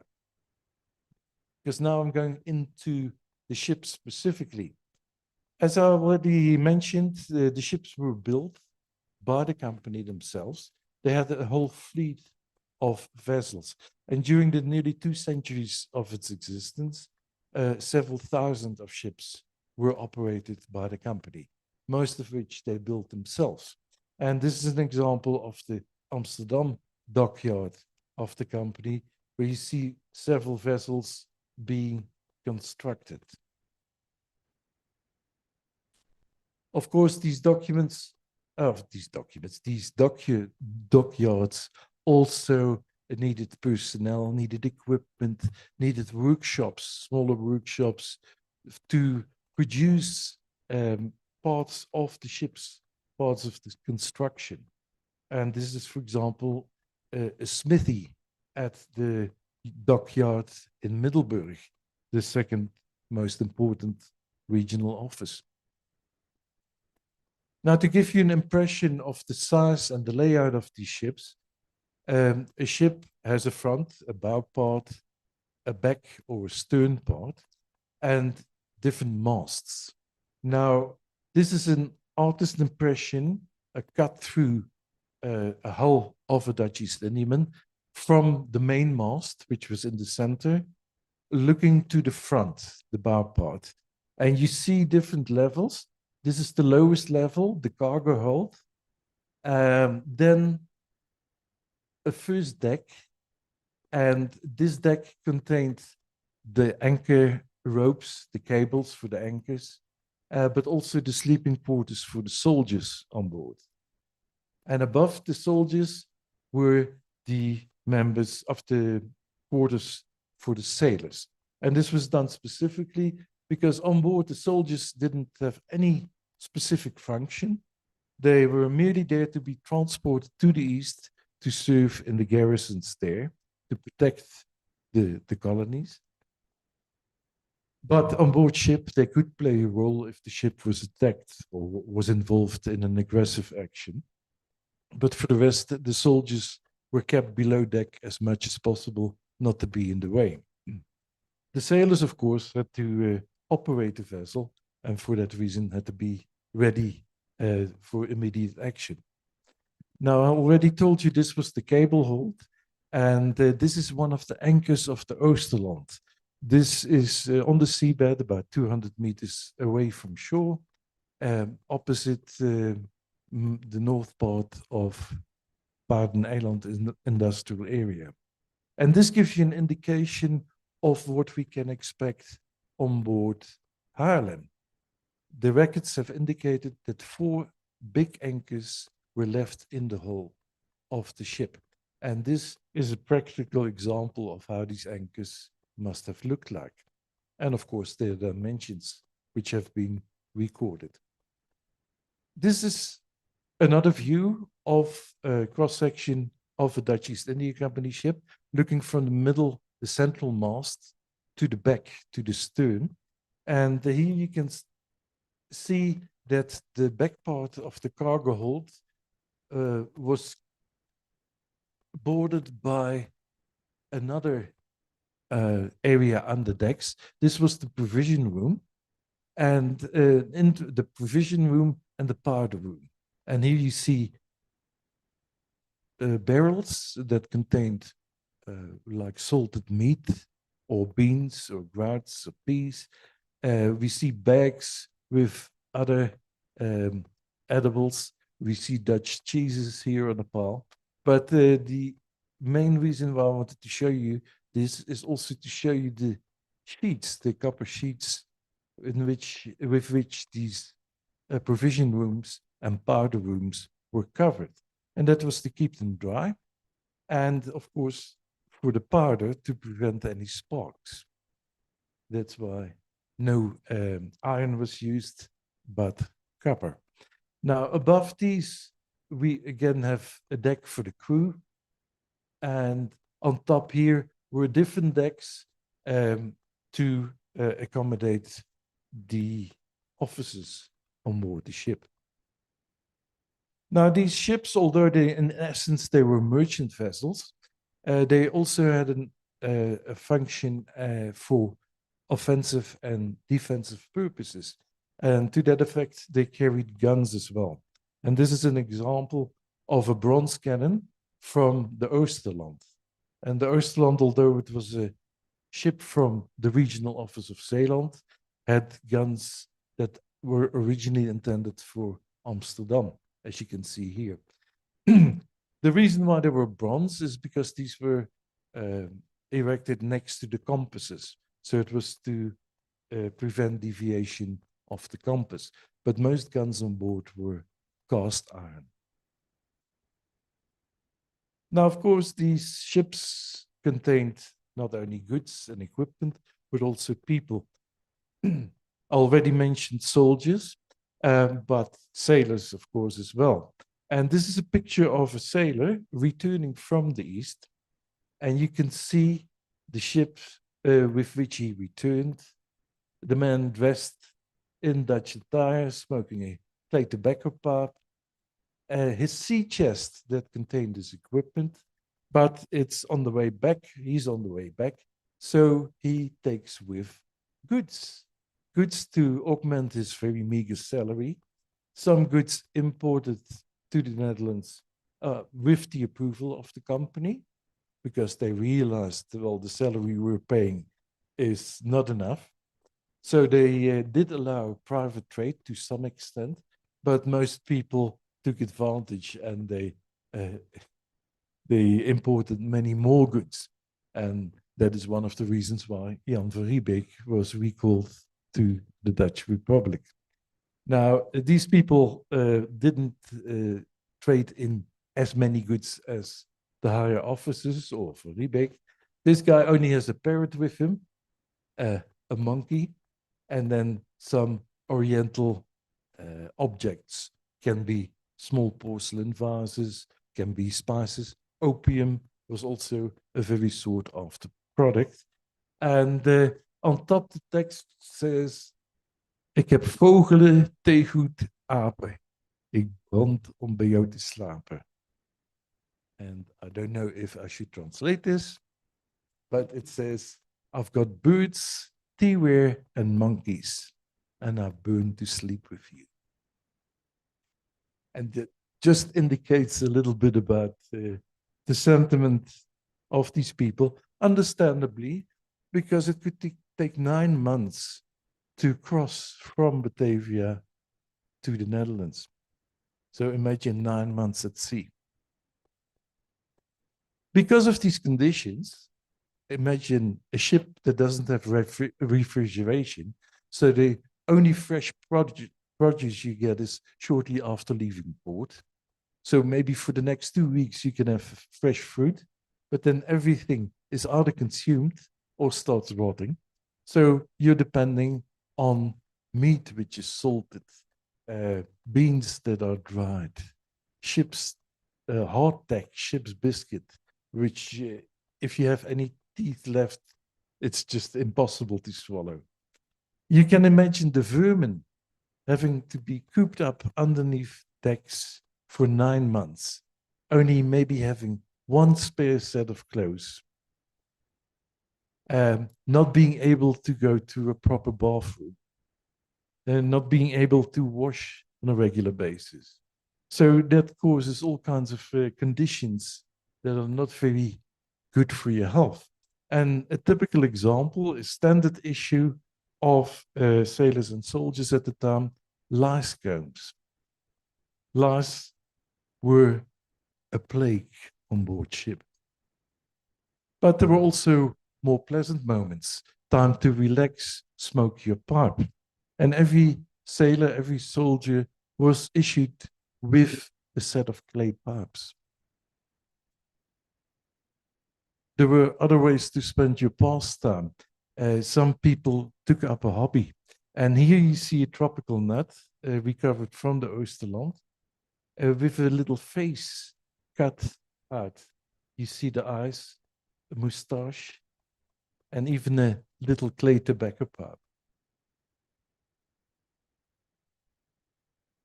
A lot of people became sick because of the bad provisions, because of the long duration, because of the extreme temperatures in the tropics, in the other regions. And all kinds of diseases started occurring. There were accidents, professional accidents. Imagine living on board a wooden ship. You pick up a splinter very quickly.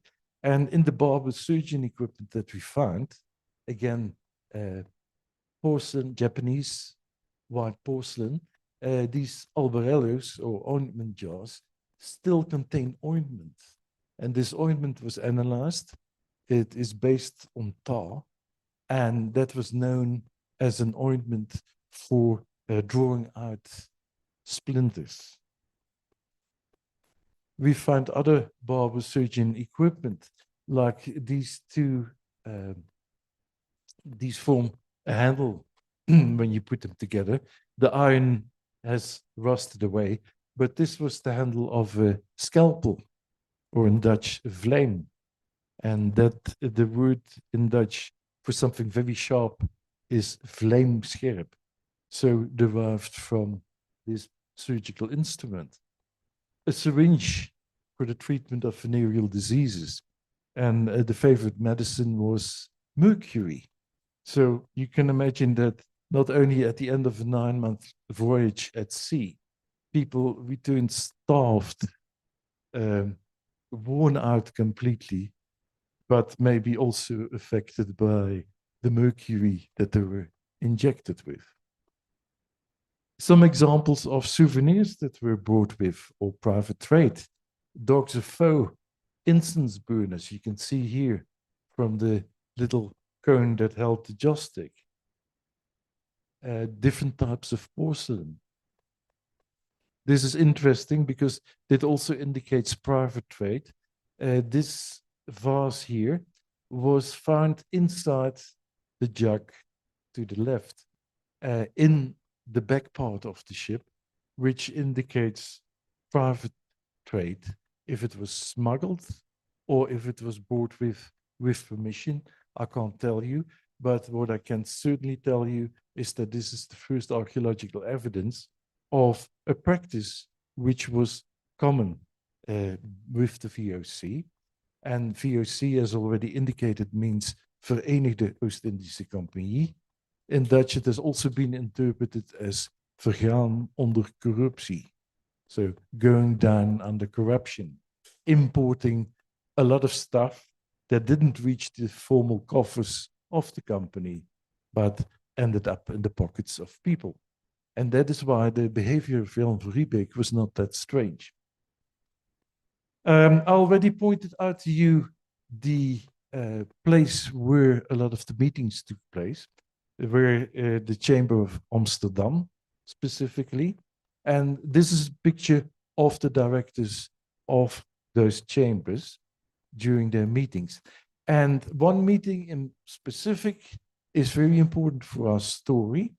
And this meeting took place in 1636 in May, on Thursday, the 22nd. And these are the minutes of the meeting that took place that day. And in the minutes you can read hier: het schip jongste van stapel gelopen, genaamd Nieuw Haarlem. And this is the first written document, or the first document that records the name of the ship. And there have been some questions in the past of how do you spell the name. And this is the first mention. But bear in mind, at the time, the Dutch language was not practiced as consequent as it is today. So other mentions, which are also correct, the name of the ship is spelled as Nieuw Haarlem. Instead of N-I-E-U, it's N-I-E-U-W. And that is also correct. And it basically means New Haarlem. Haarlem, of course, being the name of a city close to Amsterdam. As already indicated, the Cape, the role that the Cape played was of tremendous importance, initially in a symbolic way. And this is where our story starts. The Haarlem sailed as part of a convoy of 3 ships and left Batavia in January 1647. And the ships originally sailed in convoy, but got lost, got dispersed on the way. And on the 25th of March, 1647, Haarlem reached Table Bay. Upon entering the bay, it was noticed that there was something wrong. As the records indicate, the rudder wouldn't listen, which means that whatever they did, they couldn't change the course of the ship, and it was pushed over Table Bay under the influence of the prevailing wind, which must have been an easterly at the time, sorry, a westerly at the time. It was pushed over the bay, and instead of being able to reach the anchorage, which was where currently the Cape Town railway station is, instead of reaching that spot, it was pushed straight over to the eastern shore of Table Bay. And there it met an unfortunate end. It touched ground, shallow water, and got stuck. And when the people realized, they started with actions to try and free the ship. But the junior merchant on board who kept the record, he wrote that this, in my view, is as possible as counting the stars. So it was a desperate situation. It wasn't successful, and the people soon realized the ship was not going to move anywhere. In the days that followed, some people were sent to shore. And in the meantime, unfortunately, the weather conditions had decreased. Many of them, however, stayed on board, and some even for 2 weeks. And in that time, efforts were made to establish a camp on shore. And you can see that in the meantime, the other 2 ships entered Table Bay, and they rendered assistance. So the people from the Haarlem, assisted by those other crew members, started building a fortification. A very simple survivor camp, but you see that they took it serious. They even took cannons from the ship, transported those to shore, and erected those on the breastworks of the fort. Now, a lot of the actions that followed, a lot of the events, were recorded in detail by the junior merchant, Leendert Jans. And Leendert Jans was put in charge of the people together with the first mate, Klaas Winkels. And Jans took it upon himself to record the events. And this is an inventory of the documents that he produced on the Table Bay beach. It says the register van papieren, van brieven en papieren, and then he stipulates exactly what documents he produced. And one of them, as Professor Carruthers already indicated, a very important document was his journal, his daily register of events. And this stretches the period 25th of March till the 14th of September. What happened with the second part of the journal, we don't know. I've did my utmost to try and trace it in the Dutch National Archives, the Cape Town Archives, the Indonesian archives, but it's probably lost. And that's not surprising because the documents that we have to date of the Dutch East India Company occupy a shelf length of about 1.4 kilometers of documents, but it's only a fraction of what must have been there because a lot was thrown away or destroyed in fires or destroyed by German bombardments. So what we are left with is only a fraction of the original. But what I fortunately found were some very important documents. And this is the first page of the journal of Leendert Jans. This is a tidied up version. The original was much more smudged, but on the basis of this document, I could reconstruct what happened from day to day on the Table Bay beach. All kinds of interesting events, but another document, for example, and this was one question I saw coming up earlier from the audience that is not present here, is there an inventory of goods that were salvaged, and is there a list of names? And yes, indeed, there is an inventory of goods. And this shows you what was salvaged. So this was not the list of goods that were brought aboard originally. This is a list of goods salvaged. And the first entry is 160 to 165 lost paper. And a lost is a unit, it's a measurement, equals 2,000 kilos, so 2 tons. So you can imagine we're talking about 32 tons of pepper. And in the record that Leendert Jans kept, he also writes that they had to build a special tent to accommodate, to store the pepper. Other things, 15,000 pounds of cinnamon, 140 crates of porcelain, most of which damaged, 7 chests of indigo, and the list goes on.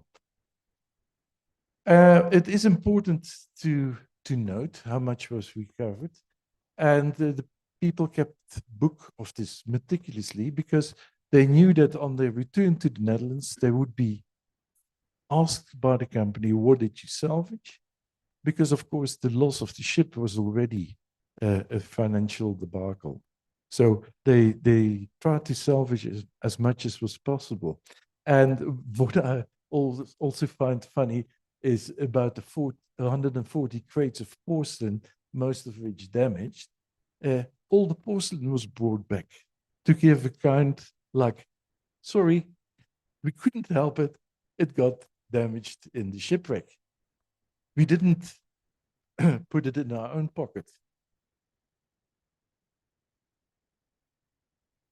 And then the list of the people that stayed behind. As Dr. Grout has already indicated, 120 people were on board the ship. 58 were brought back to Europe soon after the disaster with the accompanying ships and an English vessel that called in the meantime as well. But 62 people stayed behind and were tasked to recover as much of the cargo as possible. And on top of the list, we see the merchant that kept the records, Leendert Jans. Then Klaas Winkels, the second one in command. And then a number of other people. So in most cases, their task on board was recorded. Soldiers, sailor, boatsmen, you name it. And in a few rare occasions also their place of origin. Now, after spending just over a year on the beach in Table Bay, the people were picked up by the annual return fleet from Batavia. That was an annual fleet that was sent out with Asiatic produce and people that whose contract with the company was due to expire. They were sent back to the Netherlands and received by the regional offices of the company. And this is the return fleet for 1648 that arrived in Table Bay in March of that year, exactly a year after the founding of the Haarlem. They were already very well aware of what was to be expected. They had been briefed in Batavia of the disaster and also that they had the task to take the people on board and the equipment and the stores, the trade goods that had been salvaged in the meantime. This fleet entered Table Bay, consisting of 12 ships. In the center, you see the flagship. And on the commander of the fleet was a high-ranking company official called Wollebrand Geleens de Jong. And Wollebrand also kept records of what happened. So it was very interesting to compare his documentation with that of Leendert Jans. And I'll give you some examples of that just now. And as Professor Carruthers indicated, Jan van Riebeek was also on board, and he sailed with the Koning van Polen. And the Koning of Van Polen, or the King of Poland, was this ship.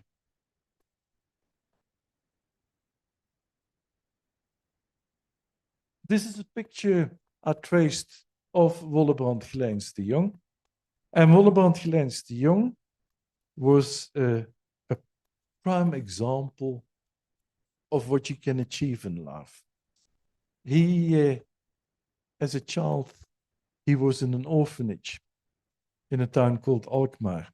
So from a very young child, maybe from a baby onwards, he lived in that orphanage, was raised in the orphanage, and then obviously saw his chances overseas, got employed by the Dutch East India Company in a very low rank, climbed his way up, and became a senior official just underneath the Governor General. So when it was his time for pension, he was given the honorary title of commanding officer, commandeur, of the returning fleet. And that is signified by the baton that he holds in his hand here. On his return, he commissioned this painting, and it was given to the orphanage. And when he passed on as a bachelor. He gave his money to the orphanage. So the circle is round. What is also interesting to note in this painting is some Oriental products like these Persian carpets, his attire, of course, which is quite exotic. And here in the background, and I still haven't found out if this is artistic liberty or if this is based on the truth. If these two people, this lady and this boy, if they were his slaves, or if this is like more in how do you call it? I forgot the English word. A symbolic representation. So that is one of many things that I'm interested in finding out. But it's cute to see the little boy being dressed also in expensive clothing, having a little sidearm here. Now, upon return, Leendert Jans got some time off, and he used this time to write a very important document. It's called the Remonstrantie. And the Remonstrantie is a document that indicates the advantages of establishing a colony at the Cape, a halfway station for ships to enter, to offload any sick people that might be cared of at the Cape, to take in fresh water, fresh provisions to continue the way to the east, or vice versa. And this document has a lot of detail of experiences that the men from the Haarlem underwent. It gives details about contacts with indigenous people. And for that reason, it's also one of the top documents that are important in this whole story. And if you're interested, I published a book on it that was published by UNISA Press. And it contains all the documents I could find in the transcripts and an English translation. Any questions?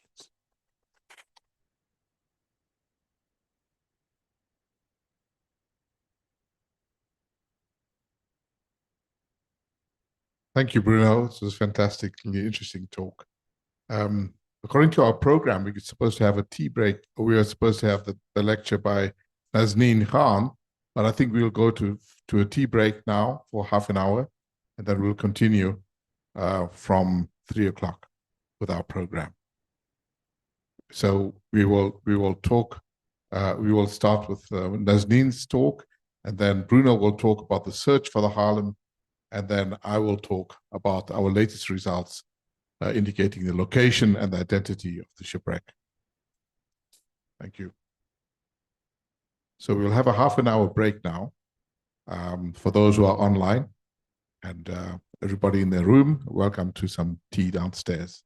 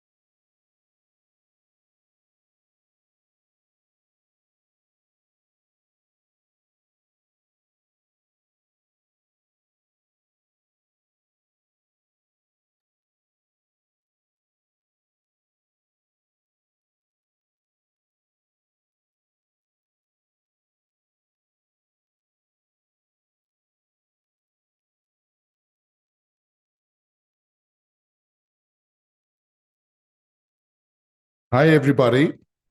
I hope the online audience is also back in the front of their screens.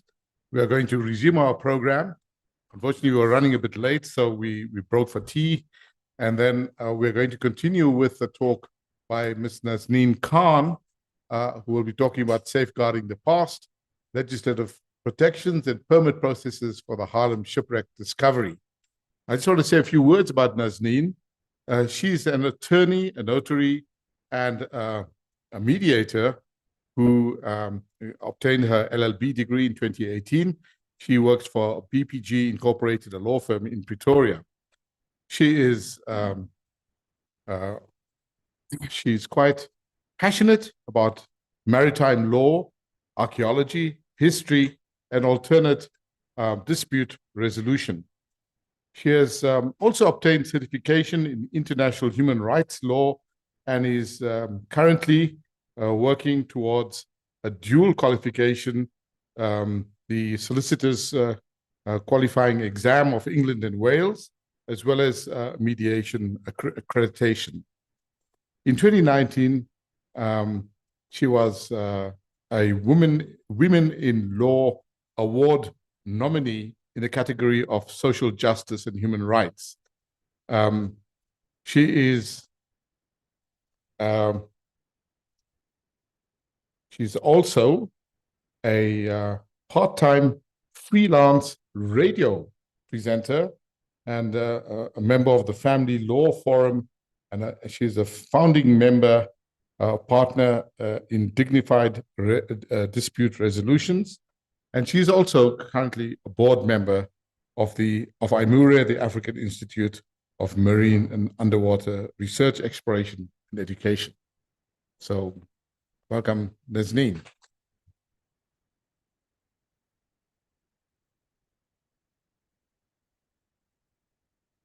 Thank you so much, Dr. Master, for that wonderful introduction. I have the most boring segment of this of this symposium today, the legislative protections and permit processes for the Haarlem Shipwreck discovery. Just a small disclaimer. The ships that you see on my presentation today are actually not the Haarlem. I just randomly took them from the internet to make my presentation a little bit more interesting. Okay, so let's dive into the fascinating depths of the Haarlem Shipwreck story. No pun intended. But if it were, it wouldn't be the only thing going down in maritime history. Now, I'm sure most of you are wondering why you're sitting here listening to this short attorney talk about the National Heritage Resources Act 25 of 1999. What you really want to know is, where's the ship? Can we see it? And let's face it, is there gold? But I'm sure Dr. Master and Dr. Varis will go into more explanation about that, as Dr. Varis has already done so. And for the next 10 minutes, you get to sit and listen to me break down the laws, the permits, and the legal aspects and paperwork that kept this treasure hunt going. So you might think of this as just another type of ship that we all have experience with, whether it's a membership, whether it's a hardship, and yes, even the wreck of a relationship. Today, we're talking the Haarlem Shipwreck and what it takes to legally protect our shared heritage from a different kind of breaking out.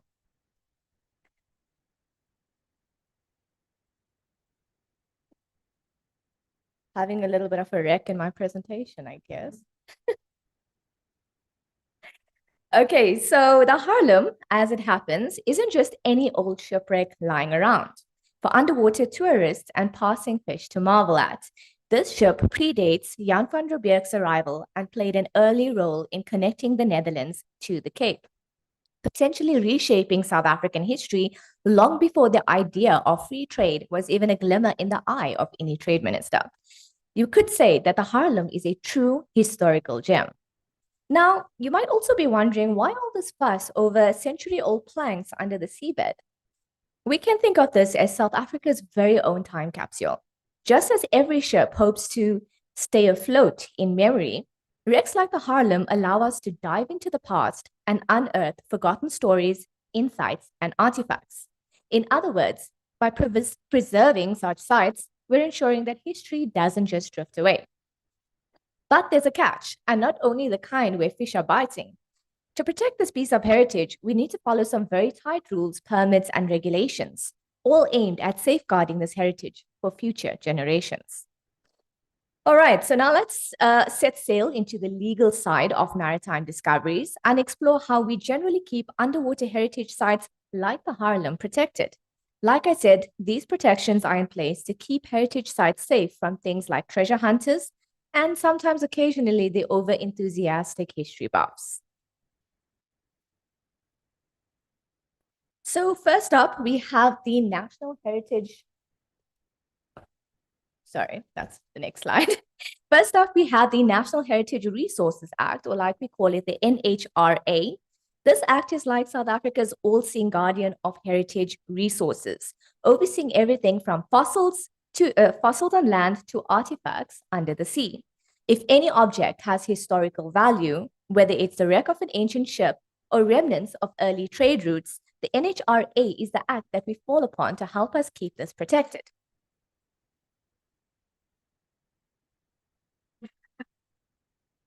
Under this act, shipwrecks like the Haarlem will then be designated as national heritage resources. Now, this isn't just any fancy title that allows us to brag about our historical finds. This is actually a classification that comes with a lot of protections and restrictions. For example, once a site is labeled as a heritage, it becomes illegal to disturb or even move a single artifact without official permission or authorization. In short, anyone hoping to dive down and get a souvenir needs to jump through some serious legal hoops in order to do so. Let's talk about those hoops. So the NHRA lays out specific responsibilities for anyone involved in maritime discovery. We are legally required to report it, and we are prohibited from touching or moving a single artifact without the proper authorization and permits.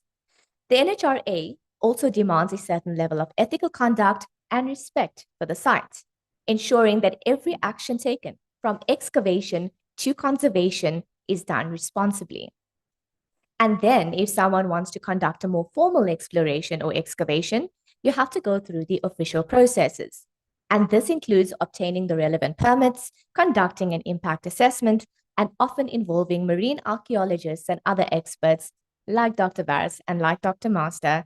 And the aim here isn't just to preserve a piece of history, it's to ensure that we're not losing valuable information about our past. But to be clear, South Africa isn't the only country with a stake in protecting underwater heritage sites. We're part of a global community dedicated to preserving maritime history, which brings us to the international maritime laws and protocols. South Africa is a signatory to several international agreements, the most notable being the UNESCO Convention on the Protection of Underwater Cultural Heritage. The UNESCO Convention is essentially a global commitment to ensure that shipwrecks and submerged artifacts are protected as shared heritage. It outlines standards for conserving, studying, and management of underwater sites and has guidelines that discourage looting and unauthorized salvage. But why do we need to adhere to international rules?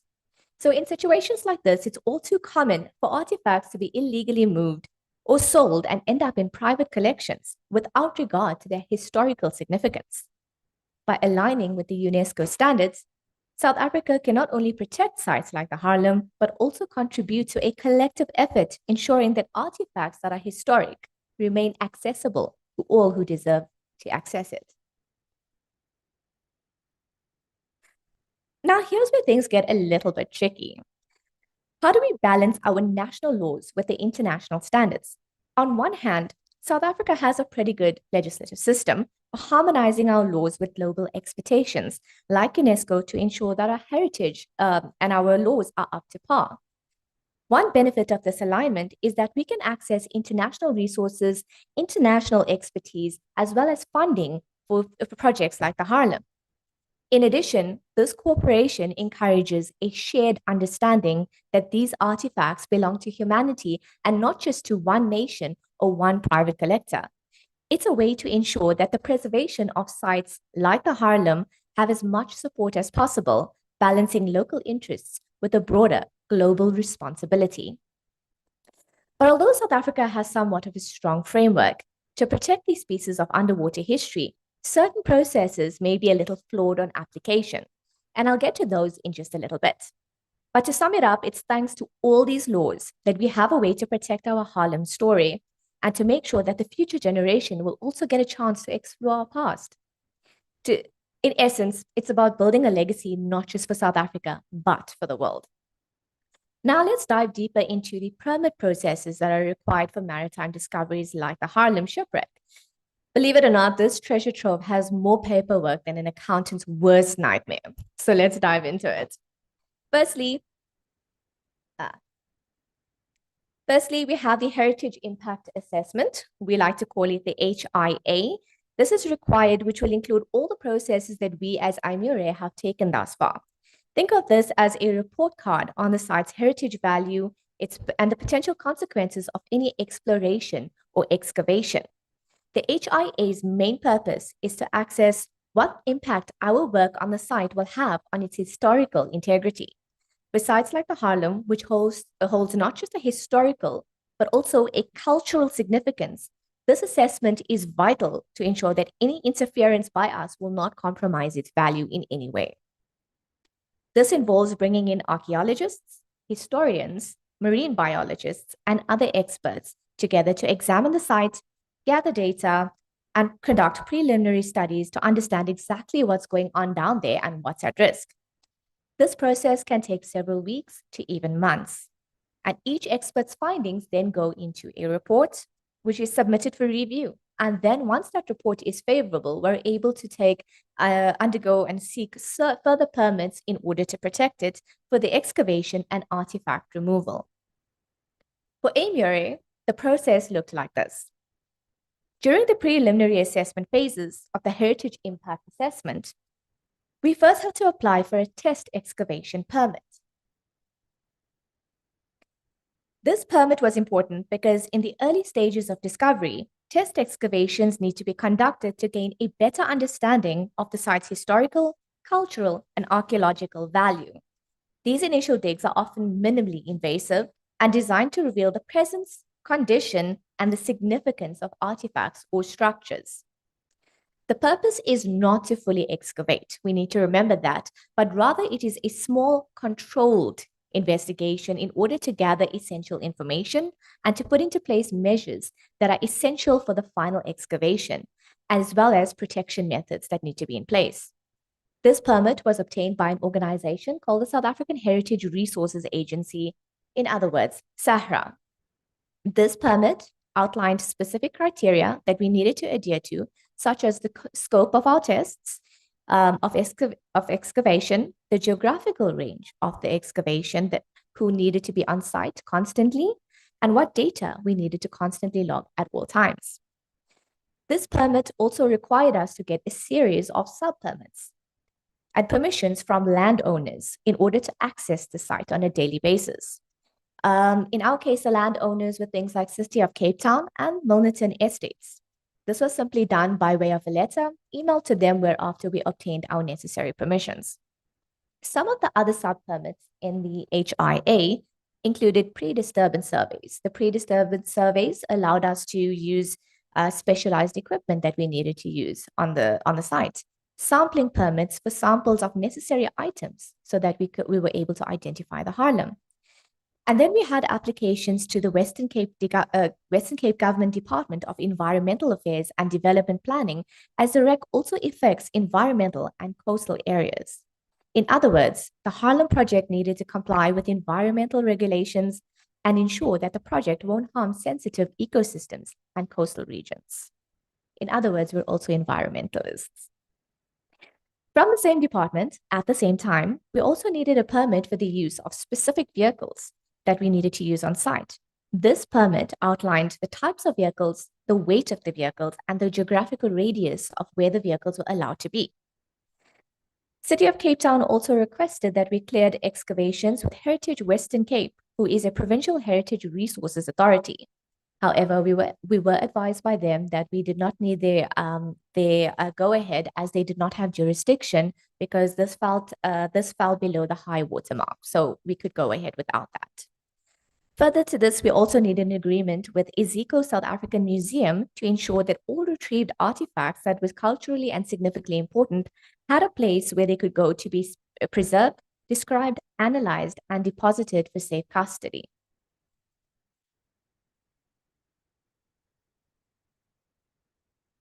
Once this assessment was completed, IMURE is now ready for the next phase.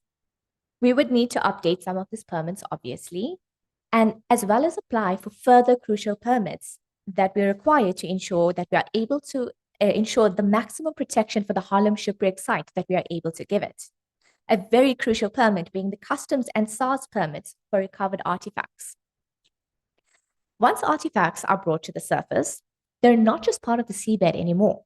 They're items subject to customs, taxes, and other legal requirements. Yes, of course. Artifacts recovered from underwater are subject to strict customs regulations to ensure that items of heritage don't disappear into private collections, as mentioned earlier, or get smuggled. Customs permit from SARS allows authorities to track and record each item, ensuring that it's handled legally and transparently. Now let's look at how these processes play out in real life. As I mentioned, we have great laws. South Africa has great laws, but the processes have sometimes been conflicted. A project like the Haarlem has never been done on South African soil before, so the exact processes are not really known to everyone.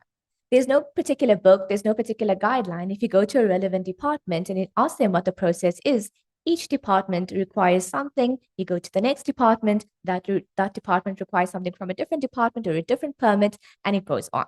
So there's no specific unique book.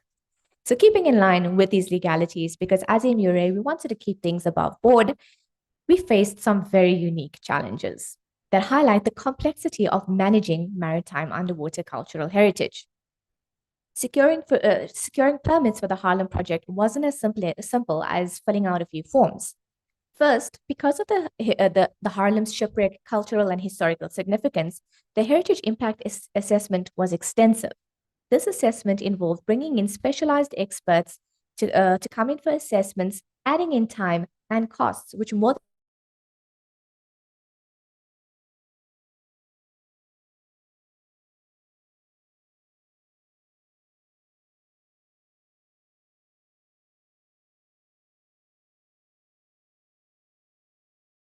organizations and legal advice. Heritage authorities handle the initial approvals, while environmental agencies ensure that all activities aligned with coastal regulations, not forgetting some of the legal hoops that we had to go through to make sure that compliance was in order, whether it be for the sake of our NPO or other legislative measures. Through this collaboration, we had to create a responsible framework for the Haarlem project, demonstrating the importance of a multi-agency cooperation in preserving underwater heritage.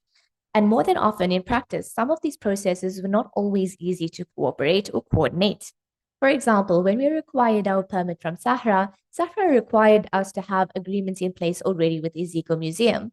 And when we wanted to when we wanted to enter into an agreement with the Iziko Museum, they required us to have the permit from Sahra in place before they would enter into an agreement with us. So this is a procedural circle which probably needs some refining from their side. As you can see, these processes aren't just about red tape. They're a critical part of safeguarding both our historical and environmental value of sites like the Haarlem. Now the question is, should we excavate or should we rather leave it buried like the wrecked relationships from our past? The legal answer is, it depends. We are now sitting at a stage where tests that Dr. Master will more properly explain when he gives his talk brought us to a point we are 99.9% sure that what we found is the Haarlem. This kind of discovery will change history as we know it. We can now do one of two things. One, we do nothing. We collect the data, we research, we record it. Or two, we excavate. The decision to excavate will be based on a number of factors. As responsible archaeologists and historians, we have to evaluate the situation in various ways, which include the fact that we not only have the responsibility of documenting, we have a big responsibility to preserve the integrity of the ship once it is exposed. A project like this is anticipated to cost millions of rands. And in the face of our economic climate, we have to ask ourselves whether we have the budget to embark on this journey right now. Not to say that it will never happen. I mean, it's exciting as it is to see the ship.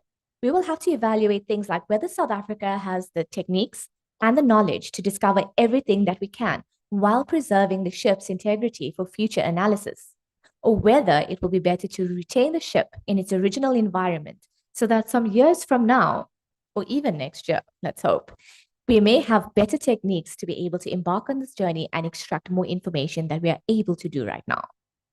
And this is also in keeping in line with UNESCO's guidelines that where heritage is not under direct threat, we should leave it alone. What does this mean going forward? EMURA's objective was to obtain as much information as possible about the whereabouts of the Haarlem wreck and to have local and international authorities record this find, and to have the site declared a protected heritage site to prevent such things like constructions, harbor works, pipelines, and coastal developments, which may destroy any archaeological material. We will now use this data to try and highlight the important significance that this has for South Africa, because thus far, as I said earlier in the press conference, it has been a little bit disappointing that the stakeholders that ought to come forward and consider this a priority and assist us to take this forward have not done so thus far. To conclude, as you can see, that compliance is of utmost importance, and failing to follow permit regulations or violating heritage protection laws can carry serious consequences. And this is where legal guidance plays a very vital role to ensure that heritage projects, through every regulatory requirement, ensure that each step we are compliant with national and international laws to avoid costly penalties. Let's face it, we don't have the money for penalties, and maintain ethical standards in heritage recovery practices. Each permit plays a crucial role in protecting these sites, allowing us to responsibly study and preserve our past without compromising its integrity. By following these frameworks, we're not only respecting the laws, we're also paving the way for future generations to learn from and appreciate this remarkable history.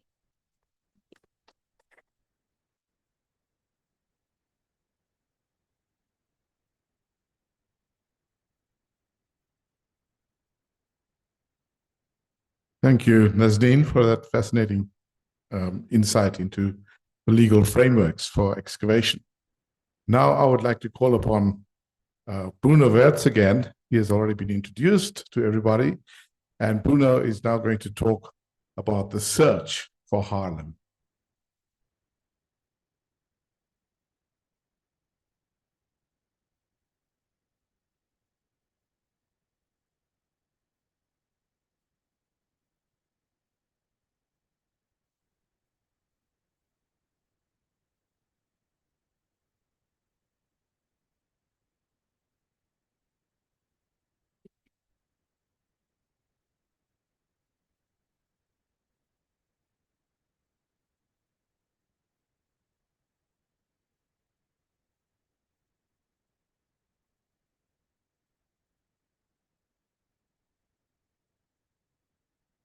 Hey, is this microphone on? Can you hear me? No. No, you need to use this. Use this one, okay.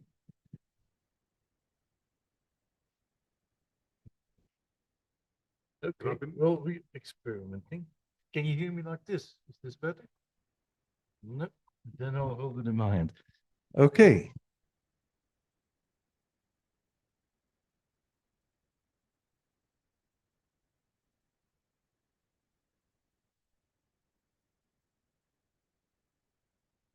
You're both pressing buttons. No.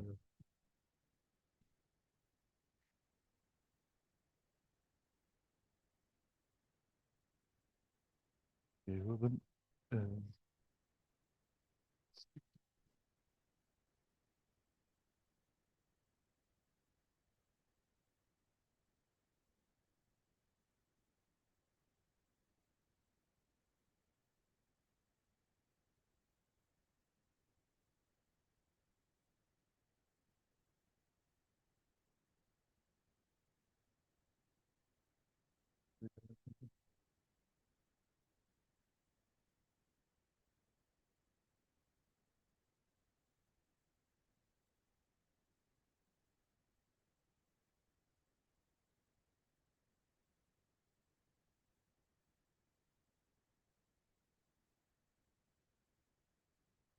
Thank you, Robin.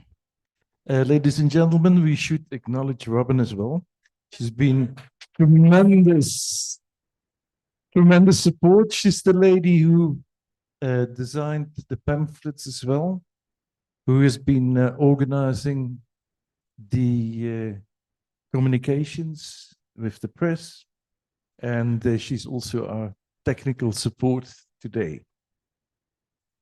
Let me get back to the Haarlem, and I've got a lot to tell you. So I'm going to not rush through this, but I have to keep a certain pace, because otherwise we can spend the whole night here. And I don't think that's the idea.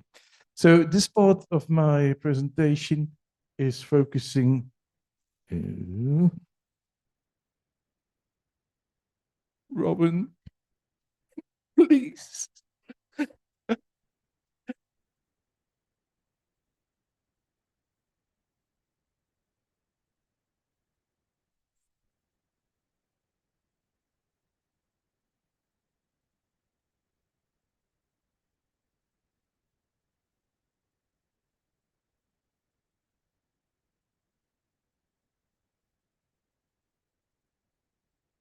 Ah, magic. Thank you. Another round of applause. Okay. Contrary to most lectures, I'll start with my thanks. And this is very important. I'm going to mention and show you the various people and companies that were involved. And especially the top two, Guerini Marine Construction and Broadband Geophysical, were essential in doing the field work that resulted in the discovery of what we are 99.9% sure is the Haarlem. And a big thank you to Guerini Marine Construction. They sponsored all of the field work.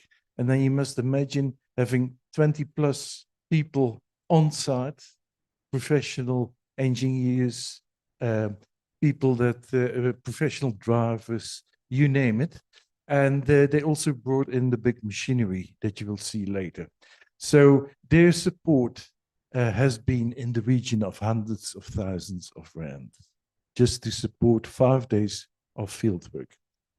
Broadband Geophysical, surveying company in St. Helena Bay, Director Billy Steenkamp. And Billy is an ex-student of Wits and got involved in the project through one of his old professors. And they met during a symposium or conference here at Wits. And Billy indicated he would like to do something exciting. And I can't remember exactly how, but at some stage I got a phone call from Billy or an email, and he made contact with me and inquired if I needed some assistance. And of course, I jumped in with both feet. We met, and Billy signed on as one of the members of our team. And Billy has been doing some sterling work over the next few years. And you will see some of the results in my presentation.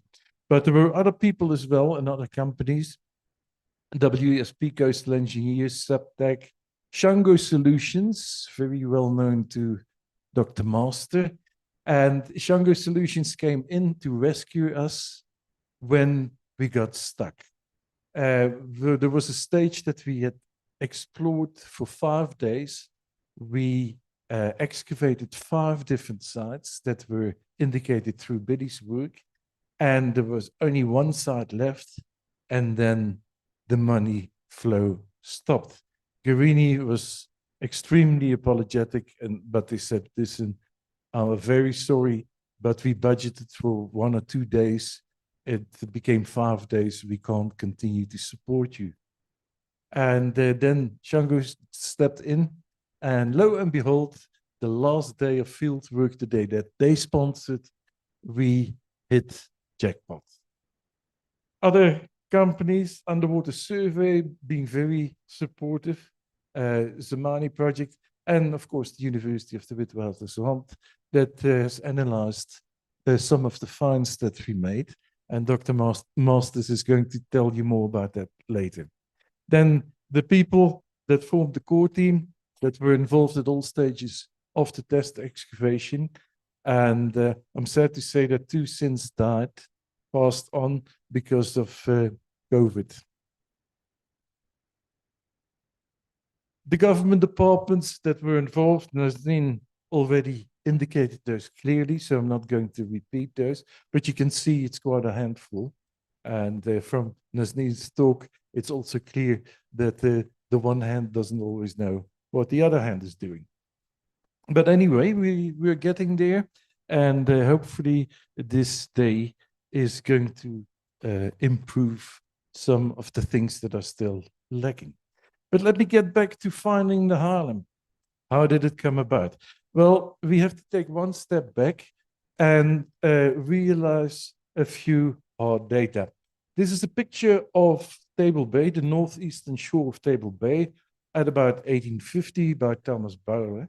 And on this picture, you can see some shipwrecks. You see the cursor there? I'm asking you because I was told that my previous presentation, it was too light to see. Okay, so just going back to Bowler, you see a number of shipwrecks here. And what is typical, this is a very recent one here at the back. You see that all these shipwrecks occur in the floodline. It's like the area between the high and the low water mark. Most ships being cast on the beach. And that is typical. And the reason for that is that all these ships that you see here date from the late 18th or from the 19th century. And in those days, different ships were in use, ships that differed very much from what we were looking for. Shipwrecks occur to this day. This is an incident in 2003 of a container vessel cast on the beach between Milnerton and Blauberg. The reason why I illustrate this is that Table Bay is the resting place for over 358 ships. Over the years, 358 recorded ships sank there. And you can imagine that the bay is littered with vessels. And that was part of the problems that we encountered during our search for Haarlem. The area where I assumed that the Haarlem went down, and I'll tell you the reasons for that a little bit later, the area, the eastern shores of Table Bay, if you look at the bigger picture from Milnerton to Blauberg, about 34 shipwrecks occurred there. And it helps to date those because it will give you a better understanding of the process of wrecking. So one dates to the 17th century, and that is Haarlem, 1647. 2 to the 18th century, 26 to the 19th, and 5 to the 20th century. Now, of these wreckings, 10 to 12 occurred very close to where the wreck is. The oldest wrecks are, of course, the most important, and Haarlem is recorded as having found it near Rietvlei. Now, this is in a database that was compiled by the South African Library and subsequently refined by the South African Heritage Resources Agency. But still, it is based on scanty historical documentation, on references in literature that is not always reliable, because a lot of authors have been copying information without references.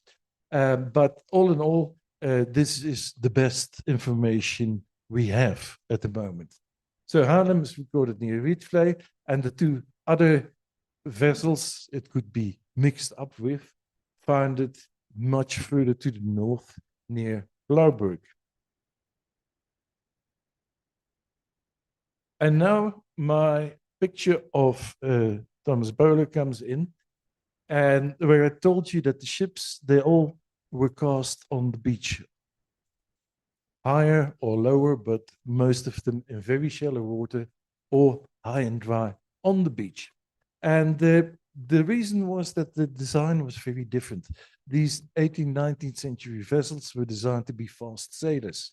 They had to cover the route, the trading route, as fast as possible with less cargo, because if you focus on speed, you have to reduce on cargo capacity.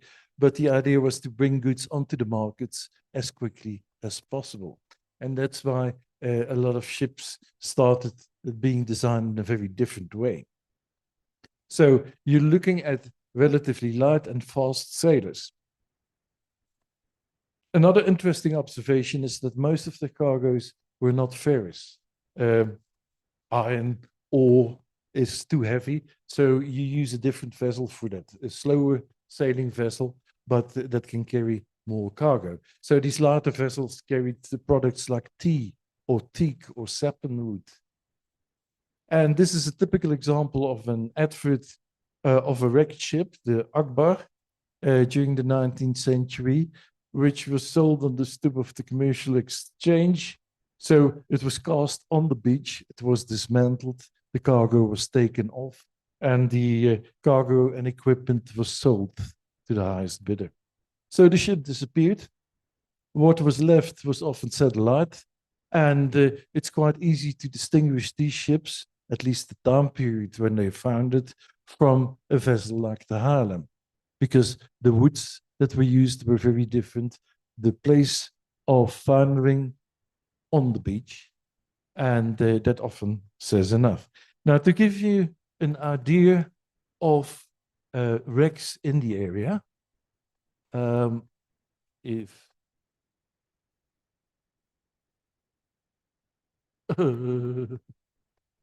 help again, Shane Roman, you should ask for a pay rise. Okay. Can we forward it a little bit?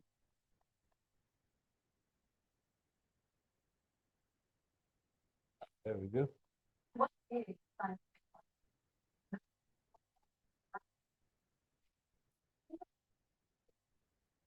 This is 2006, sorry, 96.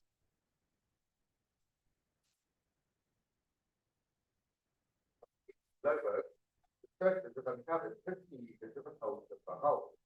The head of marine archaeologists from UCC after operating on the project, and a new technique of survey with video equipment being used.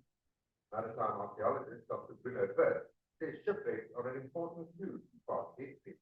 There's more than 350 reports of shipwrecks, and any clue can thanks to solving the mystery of maritime traffic, military expansion, and social related to that society are interesting and important, I think, for this nation and also for other nations. Amid all the other wrecks on the coast, this one is not identified, but Dr. Bird believes the merchantman, which ran aground between 1780 and the turn of the century. The origin of the shipwreck is now remains a mystery, but marine archaeologists will hopefully come up with the answer soon. Solve for Earth, often leads for status 6.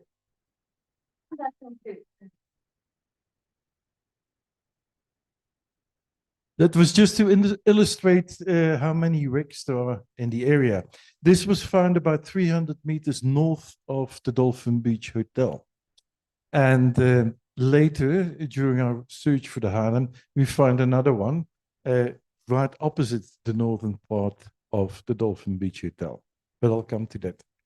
The point here I want to make is that it is quite easy to distinguish between those 19th century vessels and earlier vessels. And that is because from the 1780s onwards, ships' hulls were cladded with copper initially, and later with a metal called Muntz metal, which is 60% copper and 40% zinc. So when you analyze those metals, you'll pick up, okay, this is Muntz metal, probably for a ship from the mid-1900s to late 1900s. And that already through a process of elimination takes off a lot of ships off the list. This is just an example of copper cladding. whereas the inner planks of the ships, let me rephrase that. I told you what's on the outer side of 19th century ships, whereas in VOC ships, it was a completely different kettle of fish. The inner hull planking was made of wood, of hardwood, mainly oak, or always oak. So that is a very important fact to bear in mind. So if you find the wreck in Table Bay and it's not oak, then it's probably not a Dutch East Indiaman. Then the outer, the covering of the ship was a softwood, mostly pine, and that was called the sacrificial hull. That was a hull that eroded away through the influence of marine borers and the growth, organic growth of seaweeds. So this sacrificial planking was sometimes removed, and new planking was covered the oak planking underneath. Now, in order to prevent too much fouling and too many marine borers having a go at the vessel, the sacrificial hull planking was covered with iron nails. And when corroding, these formed a shell, a hard corrosive crust, which prevented or reduced marine growth. And here you see just an example of how did this look like. The front, the stern, and the front, the bow, I told you, the back of the ship was called the stern, and the stern post was the most important timber that formed part of the construction at the back. Now, the stern post and the rudder, they were always covered with lead sheetings or copper sheet, or a combination of both. And this was the only exception. The rest of the hull covered with iron nails, forming a iron corrosion product, whereas the back was covered with lead and copper. And the simple reason was that the rudder had to move, of course. Now, if you would cover it with iron nails, it would rust locked, it would become tight. Now, the rudder had to move, and that's why it was covered with these metals. And as I told you, sometimes these two were fused together. This is just an example of what we were looking for. We're looking for a wooden ship made of oak, not a fast sailor, didn't ended up on the beach, very close to the beach. And from the historical documentation, we know its dimensions. The dimensions of Haarlem were about 45 meters long by 10 meters wide.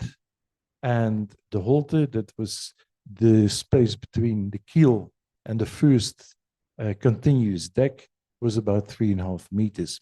And this is an example, a perfect example of how Haarlem should look like. This is the wreck of the Amsterdam. And the Amsterdam was also a Dutch East India Company ship that founded exactly 102 years after the Haarlem. It sank in soft sands, in quicksand off Hastings on the English south coast. And every now and then it gets exposed. And this is a picture of the wreck.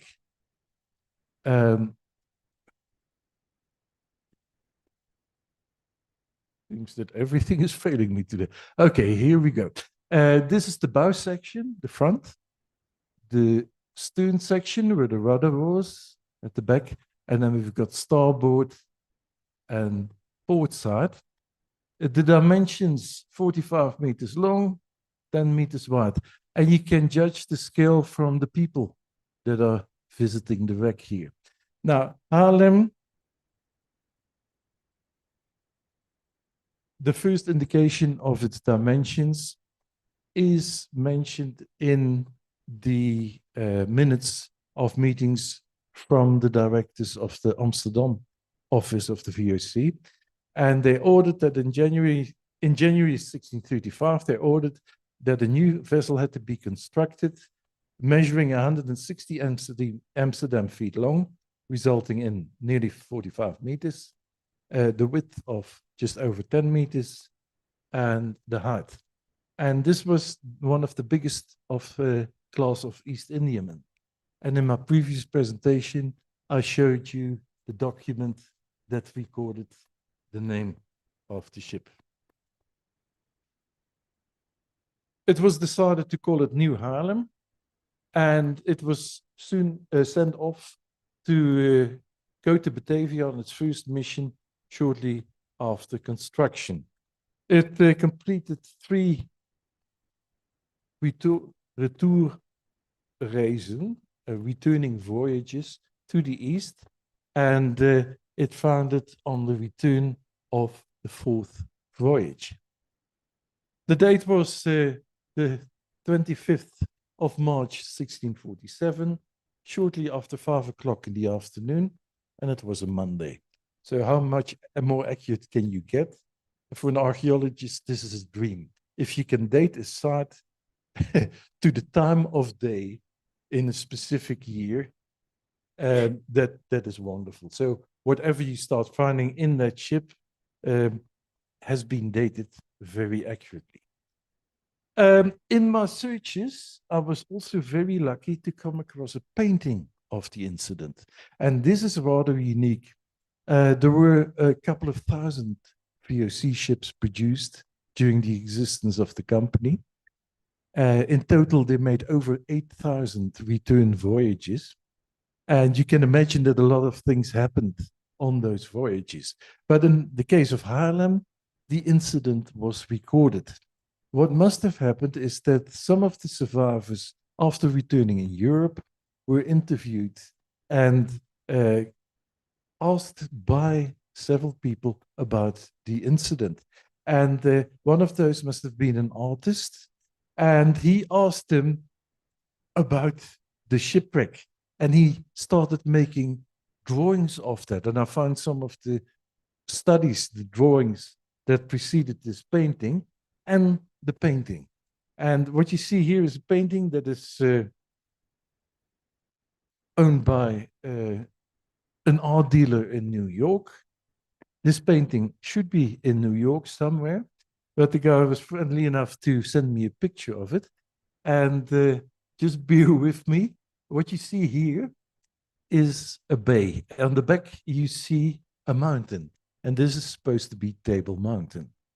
Now, just bear in mind that the artist never saw Table Bay or Table Mountain, and he only used the reports from the survivors. And on the basis of those oral reports, this painting was produced. So you see Table Mountain here. So the view is towards the south.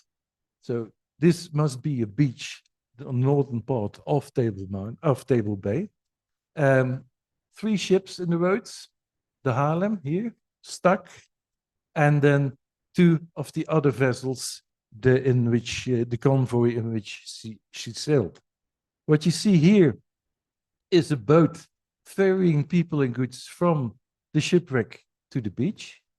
You see another boat on the beach, and this is recorded in the diary of Leendert Jans, exactly the time of day and the day when this vessel was swept by the surge onto the beach where it got damaged. And it stayed on the beach for a couple of days before it was repaired. And here you see some of the carpenters busy repairing the smaller vessel. In the foreground, you see some of the crew of the Haarlem salvaging some of the goods that are put on the beach temporarily.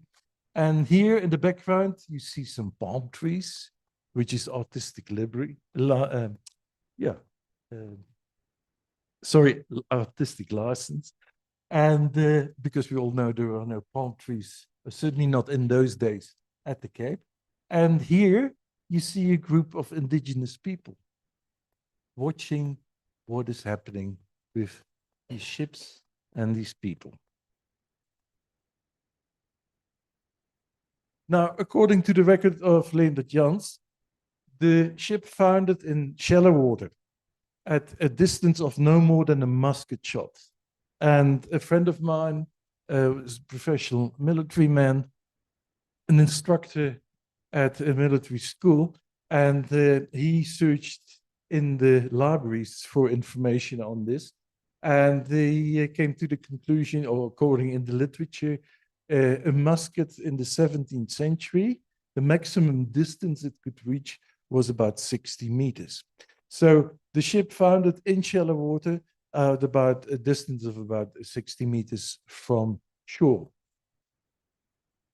What followed is that goods and people were transported with smaller boats and rafts, and some of the people reached the shore only 2 weeks after the event. Again, a detail. And on the basis of the information presented by the painting, I could reduce this to an exact date in the diary of Leendert Jans. Now, the diary also indicates what happened then. They started to build a survivor camp in the dunes across from the wreck side. They also dug a 70-meter deep well to provide for drinking water. And during the digging of this well, they recorded the sequential building up of layers of earth in that specific location. And this was recorded and publicized in 1652 in a Dutch book on the history of the Cape, the history and the geography. And I came across a reference, a modern day reference on this well in the South African Journal of Science, an article authored by a guy we all know, and he's sitting here in the audience. So his phone number was also supplied, and I phoned, and he answered, "Hey, Gerard Master here." I said, "Well, Bruno Wert's the other side. I'm looking for the Haarlem, and I came across your article." And that was the start of a very good cooperation in searching for the wreck, but also a very nice friendship. So, Gerard, thank you. And also congratulations on your pending retirement.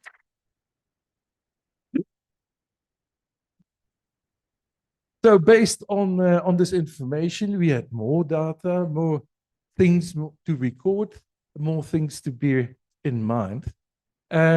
And other information that was of vital importance was the fact that it was recorded by Leendert Jans, as well as by Wollebrand Gelijns de Jong, the commander of the returning fleet, that 19 iron cannon and 4 big anchors were left behind in the wreck because it was too deep served in the sand already, and it was too much of an effort to recover those.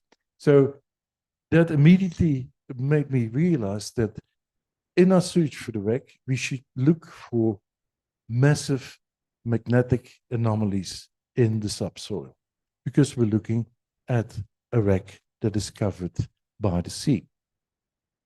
And furthermore, should it ever come to an excavation, finding those 19 iron cannon and 4 anchors would provide conclusive evidence that this is the wreck of the Haarlem. The cannons that couldn't be salvaged were taken with to Europe as ballast. So they were not part of the armament of the ship. They were transported in the hold as ballast and to be reused on Dutch wharves, shipping wharves or shipping yards for newly built vessels. And this was common practice at the time.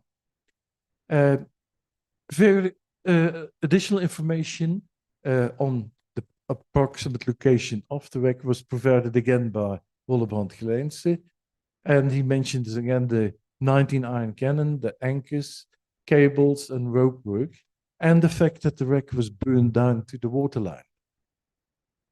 So, if we find a wreck that also has burn marks, that could be another part of the puzzle. Also, Jan van Riebeek said that he paid a visit to the wreck of the Haarlem As we still saw, it's still buried in the sand. So this is 5 years after the incident. And he also mentions cannon that should be on site and some fine beams and 2 masts lying there. And this is something you have to bear in mind for the rest of my story. In my research, of course, visited the Dutch National Archives because they contain the majority of VOC documents.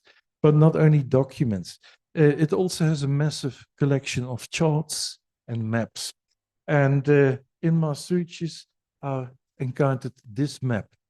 And it doesn't look like much, but if you can imagine, modern day maps and charts are always orientated to the north. So the north is at the top of your page. In this case, north is here. So this map or this chart is orientated to the southwest. What is interesting here is that it is a combination between a chart and a map and contains different types of information. If you look more closely, this is a profile of Table Mountain. You see, with different streams running from the top of the mountain. One of them, which was later called the Varse Rivier, running down to this side. And this is Van Riebeek's fort, the four-pointed fort, which is half under the parade and half under the Golden Acre Shopping Center. The anchorage I already referred to, the standard anchorage for Dutch East India Company ships in Table Bay, was at what is now the Cape Town Railway Station. That's here. Then there are other features like Robert Island and the what is it now? The Salt River here. What you see here, this is a block. I originally thought like maybe the artist dropped his inkwell, but it is a coastal profile of the Hottentots Hollands Mountains. So if you sit in a little boat in the middle of Table Bay and you look to the east, then you see the whole Hottentots Hollands Mountain range. Now this gave a number of clues as to the whereabouts of the Haarlem. You see this line drawn from the main gate of Van Riebeek's fort to the north. It shows some anchors, and that just indicates that this is safe anchorage for the ships. Now, if you continue on this line, there is some scribbling here, and enlarged, it looked like this, and it reads, hieromtrent is het schip Haarlem gebleven. So it indicates about, in approximately at this location, the ship Haarlem stayed. A very important clue, because previously people thought that the Haarlem sank near Paarden Eiland, much further to the south. And that was because of a misinterpretation. But this was the first visual representation. In the book that I already referred to, that contains the stratigraphy of the well that they dug to obtain fresh drinking water, the author, Hondius, describes the site of wrecking as the Bocht van Sardagna, which is the eastern side of Table Bay. In this bight, in 1647, the ship Haarlem stranded, past and to the north of the Salt River. So in one paragraph, we already have some very vital clues.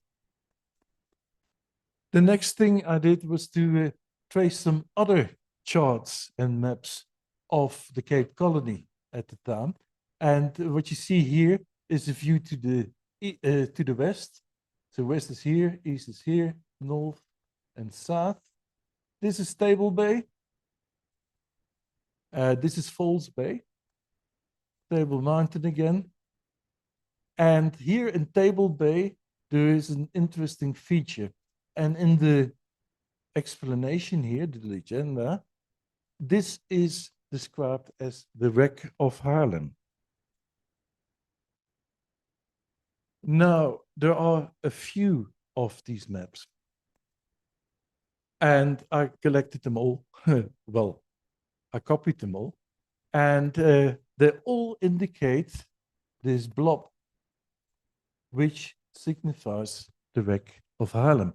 And you see that the wreck is just offshore.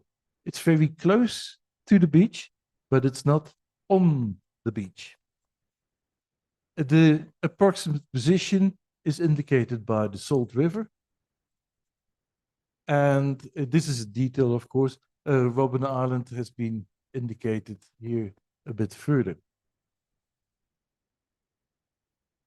Now, in order to get an idea of when these maps were produced, I went to another part of the maps, and that shows the fort of Van Riebeek and the first gardens that were established. And you can read all about this in Van Riebeek's diary from day to day. Now, what I was looking for was one specific feature that could be dated. And I found it as number 5 here. And that is the old brick kiln, the place where they baked the bricks that were used for the construction of, amongst other things, the first fort and later other buildings. And that brick kiln was completed on the 24th of March, 1654. So we've got what we call in archaeology an terminus antequem, so a date before the event, and a terminus postquem, so a date after the event. So this indicates that the map material I collected dated from different periods during the middle of the 17th century. Other interesting information came from Van Riebeek's diary, who refers to salt pans above the wreck of Haarlem. And also Hondius refers to this. So you think salt pans, well, where do we find those? Well, again, on the old maps, you see here the wreck of Haarlem, and then this feature here, which is indicated on the legenda as the salt pan. And this is part of the tribute of the Salt River. That's why the Salt River is called the Salt River. And you see that these pans have a specific shape, recurrent on the various different maps. And what is interesting to note is that the wreck of the Haarlem is always indicated at the northern corner or the northern part of these salt pans. The salt pans are also indicated at a map about 100 years later. So we're looking at a mid-18th century map, whereby you have a much better picture of Table Bay, a much more realistic form of Table Bay, Robben Island here, and here we have salt pans. Now, what I did, I called in the assistance of a friend of mine who is a surveyor, and I asked him if we could do some overlays. And the next stage was that using a modern chart of Table Bay, he pinpointed the northern parameter, of the salt pan and the southern parameter. And this indicates an area to the north of Milnerton, which is here, and just to the south of Blauberg, and what is it called again? Table View, just to the south of Table View. So we recorded these coordinates, overlaid the maps, and got the best fit. So this reduced the area in which I planned the sewage. The next thing I found out is that during the 1970s, studies were done by the then South African Railways and Harbours to find sourcing materials, sand especially, to be used in the construction of the expansion of Cape Town Harbour, and specifically the building of the Ben Schoeman dock. And what they did is they started looking for sand deposits to refill specific parts of the harbor. And in the immediate vicinity, there wasn't enough available. So they went out scouting and they found a source along the eastern part of Table Bay. The site turned out to be the old salt pans. So they did a survey of the salt pans, and in order to establish the quantity of suitable deposits, they undertook test drilling. And this is a plan of the drill holes that were made in order to establish the deposits. And now I'm treading on ground that is not very familiar to me. And that's why I'm so glad I'm in the geology department. But what I did find were the schematic representations of these core samples. And you can compare this to a barcode. All these are individual test drilling results are unique. They are unique to that specific location. They indicate the type of sediment, different types of sediments, and the thickness. So this is a code that can be used. Now, bear in mind what I told you earlier, that the guys from the Haarlem came ashore. One of the first things they did was digging a well. They recorded the stratigraphy. And what happened next is that Sherrod and I chatted about this, and Sherrod was very happy with the maps and the information that I'd found. And he said, well, why don't we do a joint project with a student as an end project? And he organized, the student got all the information, started analyzing it, and compare it to the old master stratigraphy that was recorded by the people from the Haarlem. And now, Sherrod, you have to check if what I say is correct.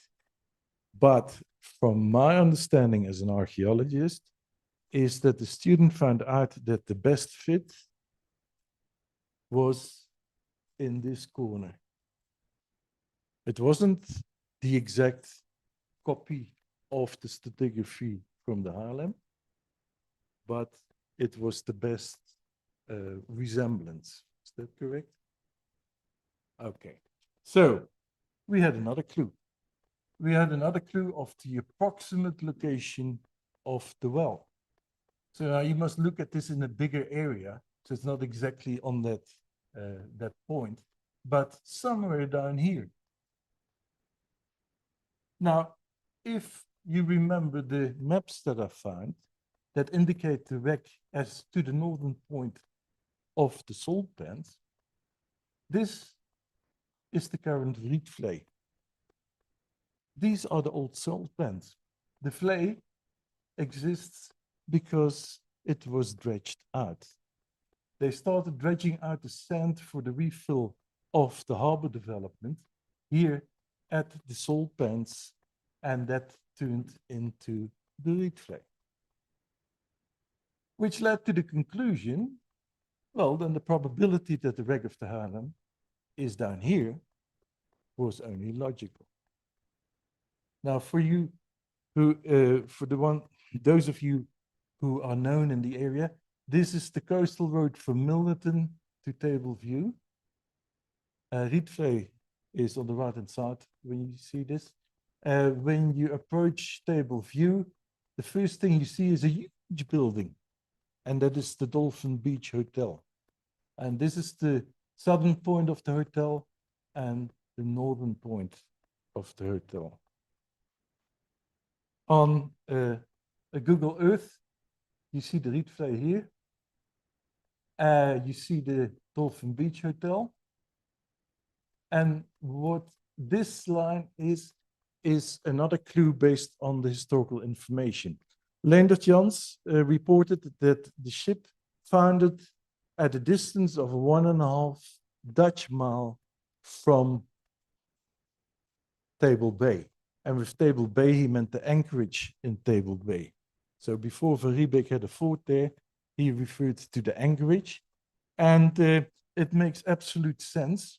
What most likely happened is that shortly after sinking or after foundering, the mates, the people involved with the navigation, set up the instruments, scanned the bay, saw the accompanying ships with which the Haarlem sailed from Batavia lying at anchor in the roadstead, and they could measure through triangulation the distance to those other ships.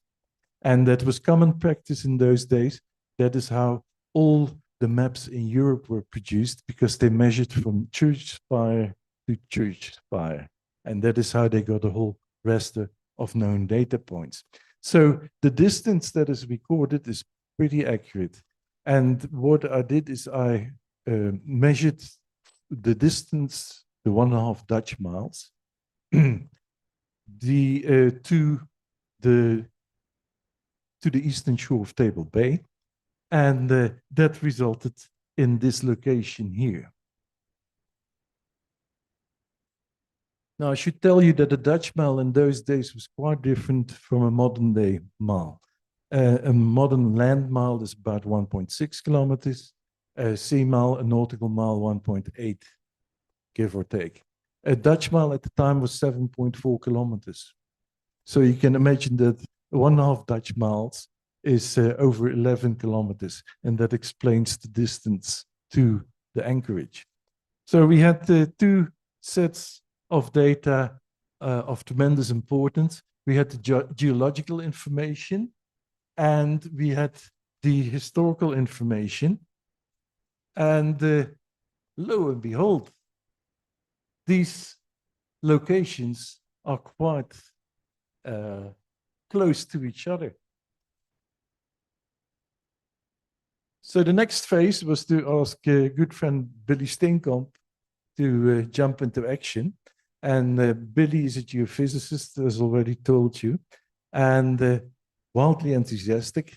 And over the months, he covered that stretch of coast several times, just to be accurate.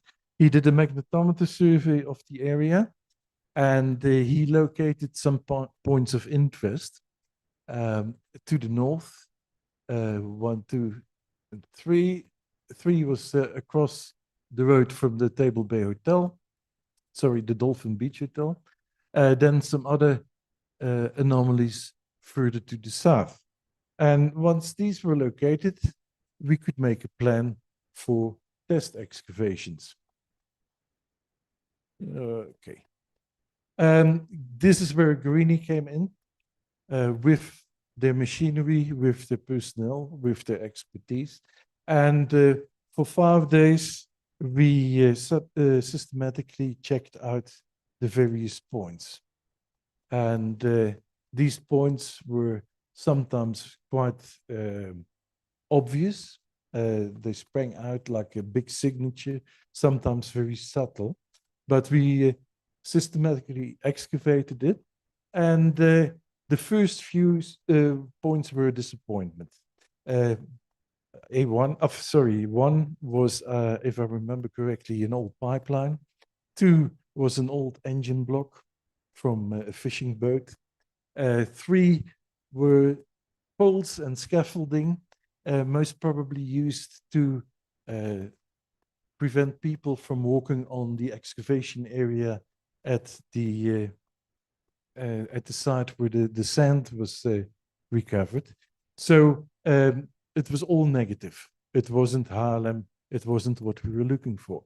And then the last day of excavation, we checked a site that didn't look promising initially. The signature was not very strong. But rereading the historical record, asked Billy to do another survey. And this time he could walk deeper into the sea. And he picked up a much stronger signal. So we asked Guerini then to undertake the last day of excavation. And what did we find? An iron object, a huge cylindrical shape. And you can compare it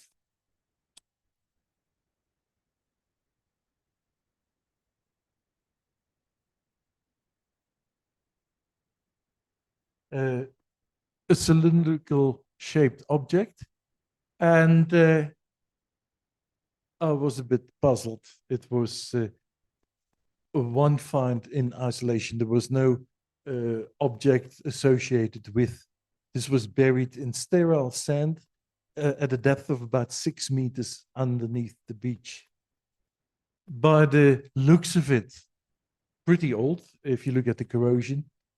It was hand forged, so it wasn't cast. And I just wondered, what could this be? And then I remembered about the rigging of sailing ships, and that, for example, the bowsprit often had a clamp, and that was to attach rigging blocks too. And this could well be a clamp.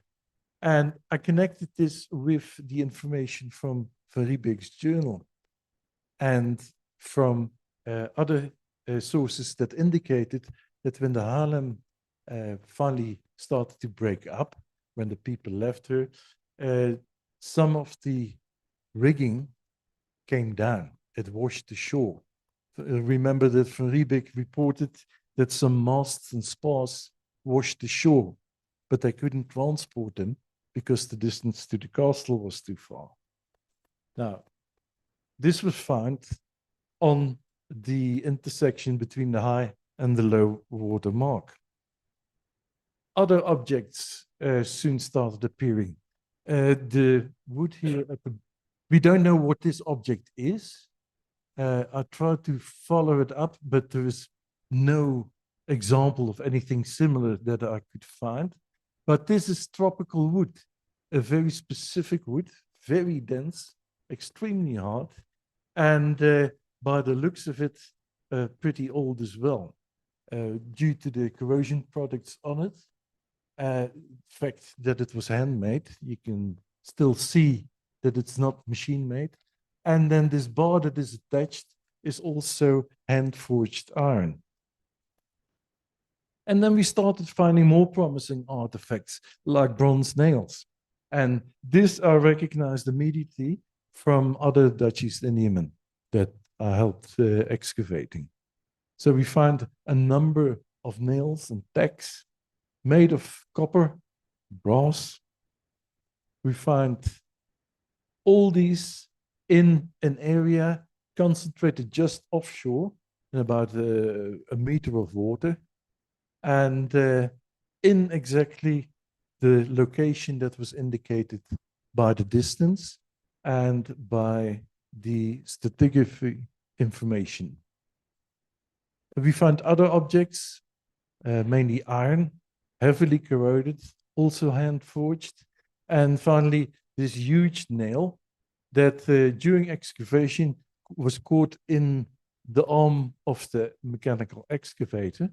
And when the operator pulled in his arm, I could feel the beach move. So there must have been quite a construction underneath. And then there was suddenly a loud bang and the arm got freed. And that is where the nail broke.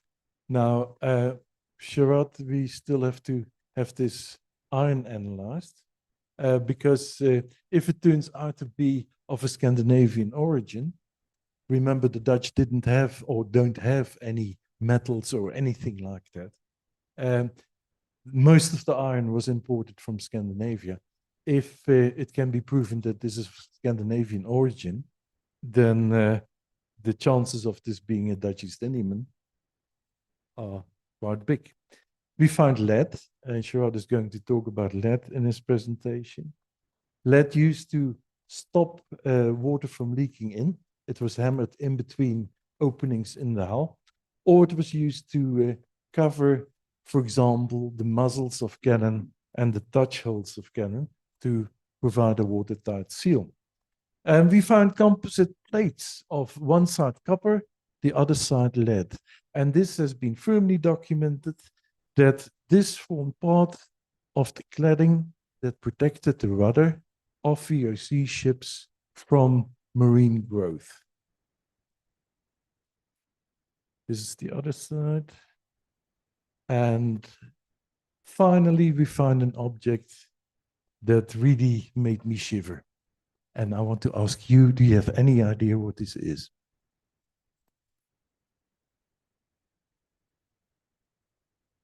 It is copper. Have a guess, lady. Sorry?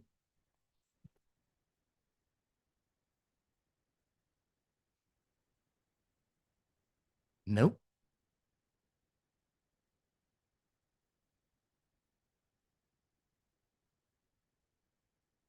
This is what Sherrod calls South Africa's crown jewel. This is an object made of copper. You can see it's handmade because of the flaws here. I show you a video just now where you can see this more clearly. This is hand drawn. This is copper hammered into a point and then pulled through a metal bar with a specific hole that forms it, but the ends are tapered. You see, they're made thinner and then bent. So if you hold this in front of you, an exact overall, how do you say, a necklace that fits very well. And interestingly enough, the guy who recorded the Haarlem events also mentions this indirectly. And here he says that 13 standlopers appeared. They offered us 5 sheep, in lieu of which we gave them some pieces of yellow copper. And throughout his journal, you see this exchange taking place. The indigenous people wanting copper, and the Dutchmen wanting livestock for food. But further on, Van Riebeek also encountered this, and he has dozens of references to this practice. And the one I find most interesting is the one of 14th of January 1653, when we discussed with our interpreter, Harry, what the Saldenaars did with the copper. He gave us to understand in broken English that they made from it bracelets and chains, which we have seen them wearing. These they again bartered with some other tribes inland for cattle. So what we see with this object is physical proof, a tangible feel of this interchange, this exchange between indigenous people and Dutchmen. And I think this is one of the first proofs of the Haarlem, one of the most important proofs. And of course, this has also been documented in the literature. And here you see a 17th century engraving of local people wearing bangles, necklaces, and other refineries, other jewels made from copper. Thank you very much.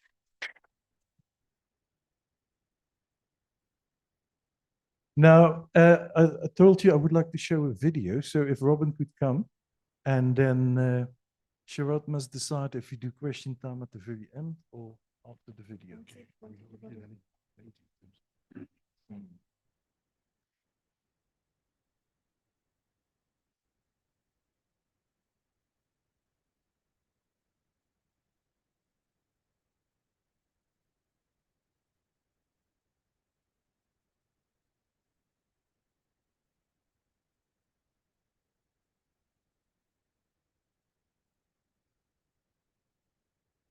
Ladies and gentlemen, we have a little bit of a time problem.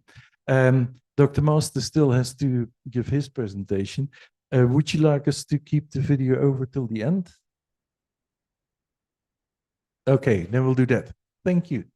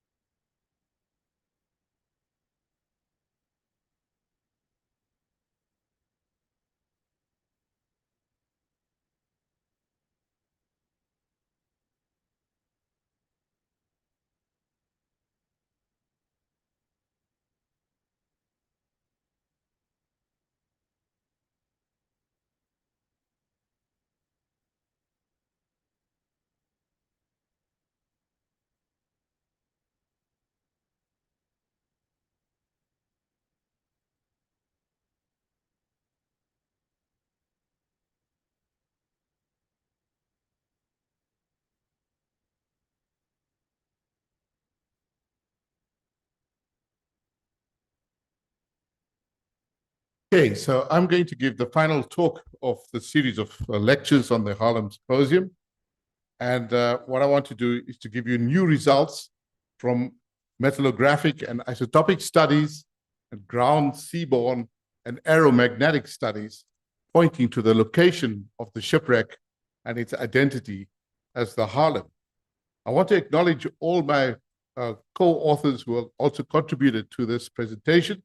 That's Bruno Wits himself, Willem Steenkamp, who did the original ground magnetic surveys, but also Dion Vermaakt, who is responsible for drone survey, Willem van Zyl and Haley Korthra from the Council for Geoscience, who did the marine survey, and J. Andrew Stevens from Arizona, who did the lead isotopic work, and Nonkuselo Madlakana from the Wits School of Geosciences, who did the TIMA analyses, which I'm going to talk about. I also want to acknowledge Shango Solutions, who also sponsored some of the excavations, and that's I'm also associated with them. So these are all the different institutions that the institutions of the co-authors as well. So we've heard a lot about the hold on, how do I get the next? This doesn't seem to work. Here, there. Okay. So our history books tell us a lot about the founding of Cape Town by Jan van Riebeeck in 1652, and you know, a lot of the older history books used to start South African history on that date. I don't know. I think modern history books start in 1994, perhaps. But if you want to know about Van Riebeeck, then the real story is how did that happen? And we've heard already from previous speakers, Professor Carruthers and from Bruno Wits, about how that happened, about the Haarlem Shipwreck. So my involvement in this project, as Bruno has already mentioned in his talk, was through this publication that he mentioned by Jodocus Hondius, which was published in 1652 in response to the demand for information just prior to the colonization of the Cape of Good Hope by the Dutch and the establishment of the Dutch East India Station in Cape Town. And that was in 1652. So Jodocus Hondius, this grandson of the famous map maker from Amsterdam, he actually didn't visit the Cape, but he compiled all the known information about that time. And he mainly from Portuguese sources, but also from the survivors of the Haarlem Shipwreck. And this is a diagram from his book, A Woodcut, which shows the kind of Dutch East Indiamen that were around at that time. And this is a map you've also seen from Bruno's talk, showing the position of the Haarlem Shipwreck that's pointed out in Table Bay on this map. So we've already known from these archival sources, from these descriptions about where the shipwreck would have been. And what I was interested in is that in that book was the first description of the description of the well that was dug by the survivors in the survivor camp, and the stratigraphy that they recorded. They recorded sand, coral, limestone, shelly sand, clay, and finally reached an aquifer at 60 feet or about 20 meters. And I looked at that stratigraphy, which is the first stratigraphic column in South African history, with a modern stratigraphy recorded from the Pleistocene and Holocene deposits on that part of the coastline. And there's a very good correlation in terms of the thicknesses that they measured back in 1647. So this is the paper that I wrote up in the South African Journal of Science, and that led to Bruno Wits contacting me and for me eventually joining his team in the search for the Haarlem. So let's just recap about what Bruno has told us about the searching for the Haarlem. We know from his researches that the Haarlem had 19 cannons and actually 4 large anchors made of iron. There were, this is that gave us the clue to how to start looking for the Haarlem, and we needed to find a big magnetic anomaly caused by all these iron objects that were left behind on the scuttled ship. And then we heard about the magnetic survey that was done by Billy Steenkamp of Broadband Geophysical, and he recorded about up to 6 anomalies on this 5-kilometer stretch of beach that he had walked with his handheld magnetometer. And he recorded them and labeled them A, and then B and C to the north, and then D and E to the south. So these are the top 5 anomalies, but there was a 6th one that was too small to be included in his initial estimation as something worthy of targets. So, and what did he find? Well, these were the kinds of anomalies that he found. This is a geophysical anomaly just outside of the Dolphin Beach Hotel. That's the Google Earth image. And right here is the strongest anomaly that he found. He labeled it anomaly A, or target A. And this is what it looked like on these on the geophysics. So you're just looking at an area where there's a stronger signal of the magnetics than elsewhere. And so he located this area, and this was our first target for the test excavations that were done in early 2018. And this is what we found. We found a huge wooden beam and other pieces of wood that were used on ships. And I got really excited. I thought, that's it, we found it.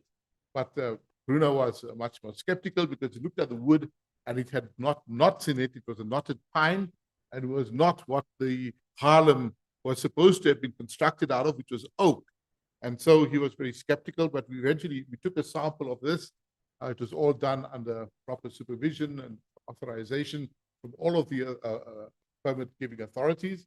And we had it radiocarbon dated here at the bottom of Wits campus at the Timber Labs, and Stefan Woodborn did radiocarbon dating. It turns out to be about 250 years old, which dates back to about the late 18th century, and that we think is the age of the shipwreck. Now, Bruno showed some other shipwrecks from that time, also around the vicinity of the Haarlem shipwreck, and 2 of them were actually late 18th century French shipwrecks. It's possible that this is one of those. But it turned out not to be the Haarlem from the dating and the wood.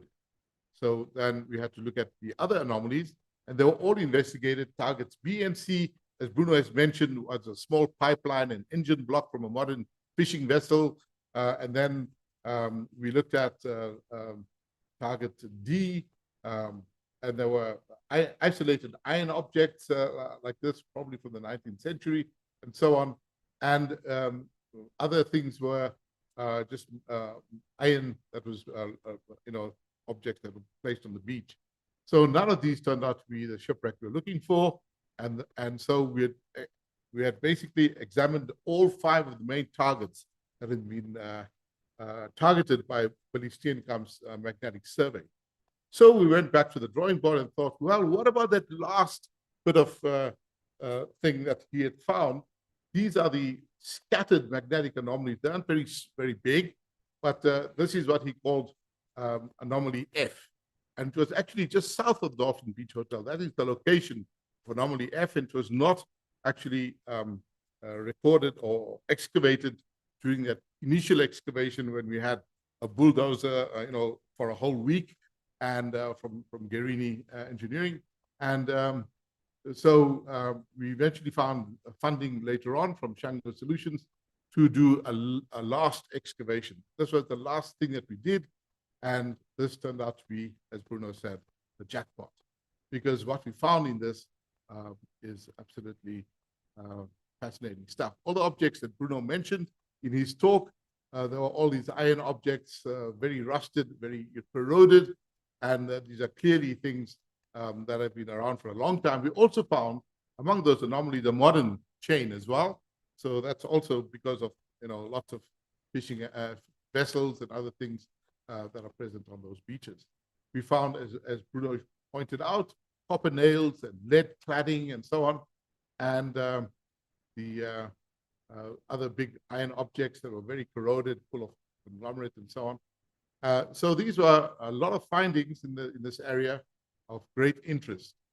But the most interesting things we found were the metals, the lead and the copper, which, as you heard from Bruno, was used for cladding the rudders of the ships, the lead, and also the copper. And the copper that we found was this bimetal composite, which was copper on the one side and lead on the other side, which was also from his records used by the VOC ships for their rudders.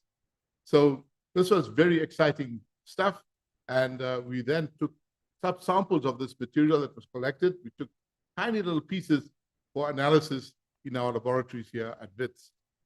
And here is a piece of the lead as well. We took tiny little pieces of the lead and they were mounted in these discs and polished and then placed in an instrument that I'm going to tell you about next. But the other object that Bruno has told us about is this necklace, which I call the crown jewels of the Western Cape. And it's a necklace that is made of twisted, braided copper that was found on this beach.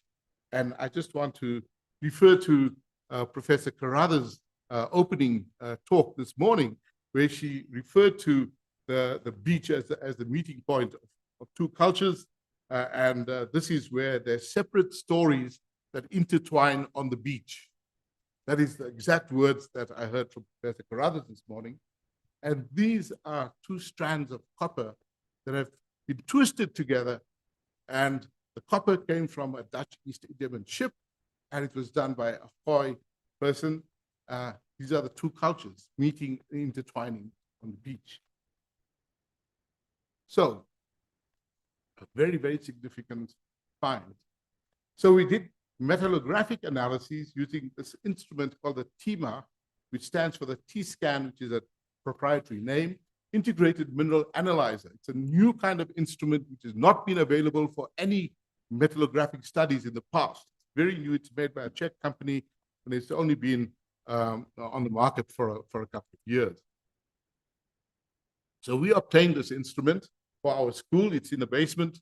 And this is Dr. Nonku Madlakana, who's in charge of this laboratory, the Integrated Mineral Lab. And to give you an example, what this can do, this is a thin section of a rock. Now, in a normal petrographic thin section, we just look at the colors under the microscope.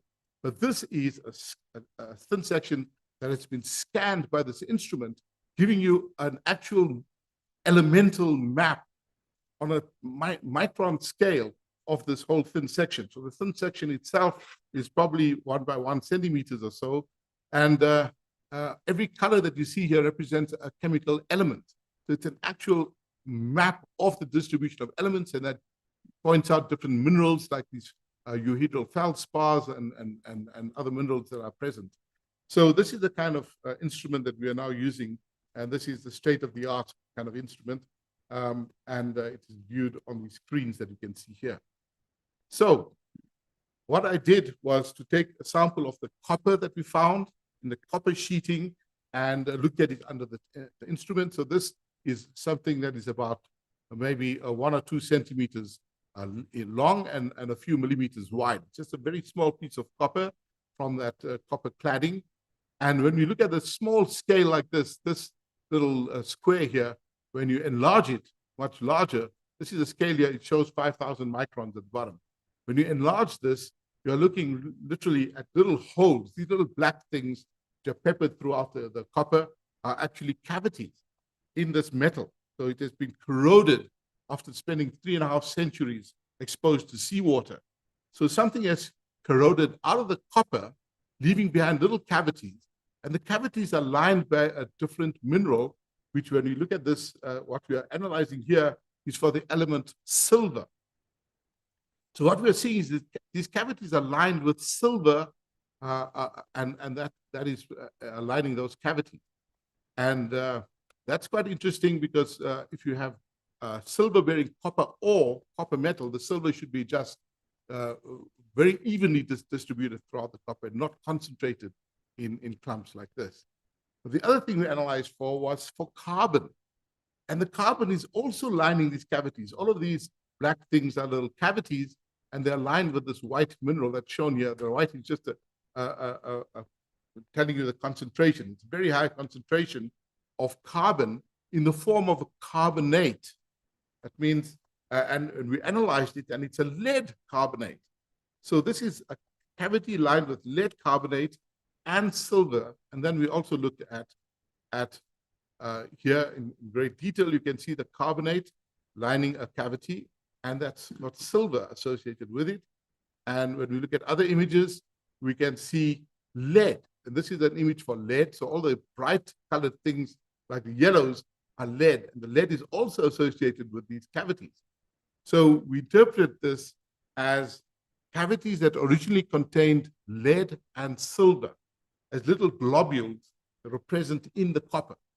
And over the centuries, the lead has oxidized to form a lead carbonate, but it still has associated with it some of the silver. Now, this is very, very important, and this gives us the clue to where this thing comes from. It's like a detective story, and we have found the critical evidence for what has happened here. Now, the copper contains discrete flecks of lead, which are associated with silver and carbon in form of lead carbonate or cerussite, which is the mineral, which is an alteration product formed by the interaction of seawater with lead.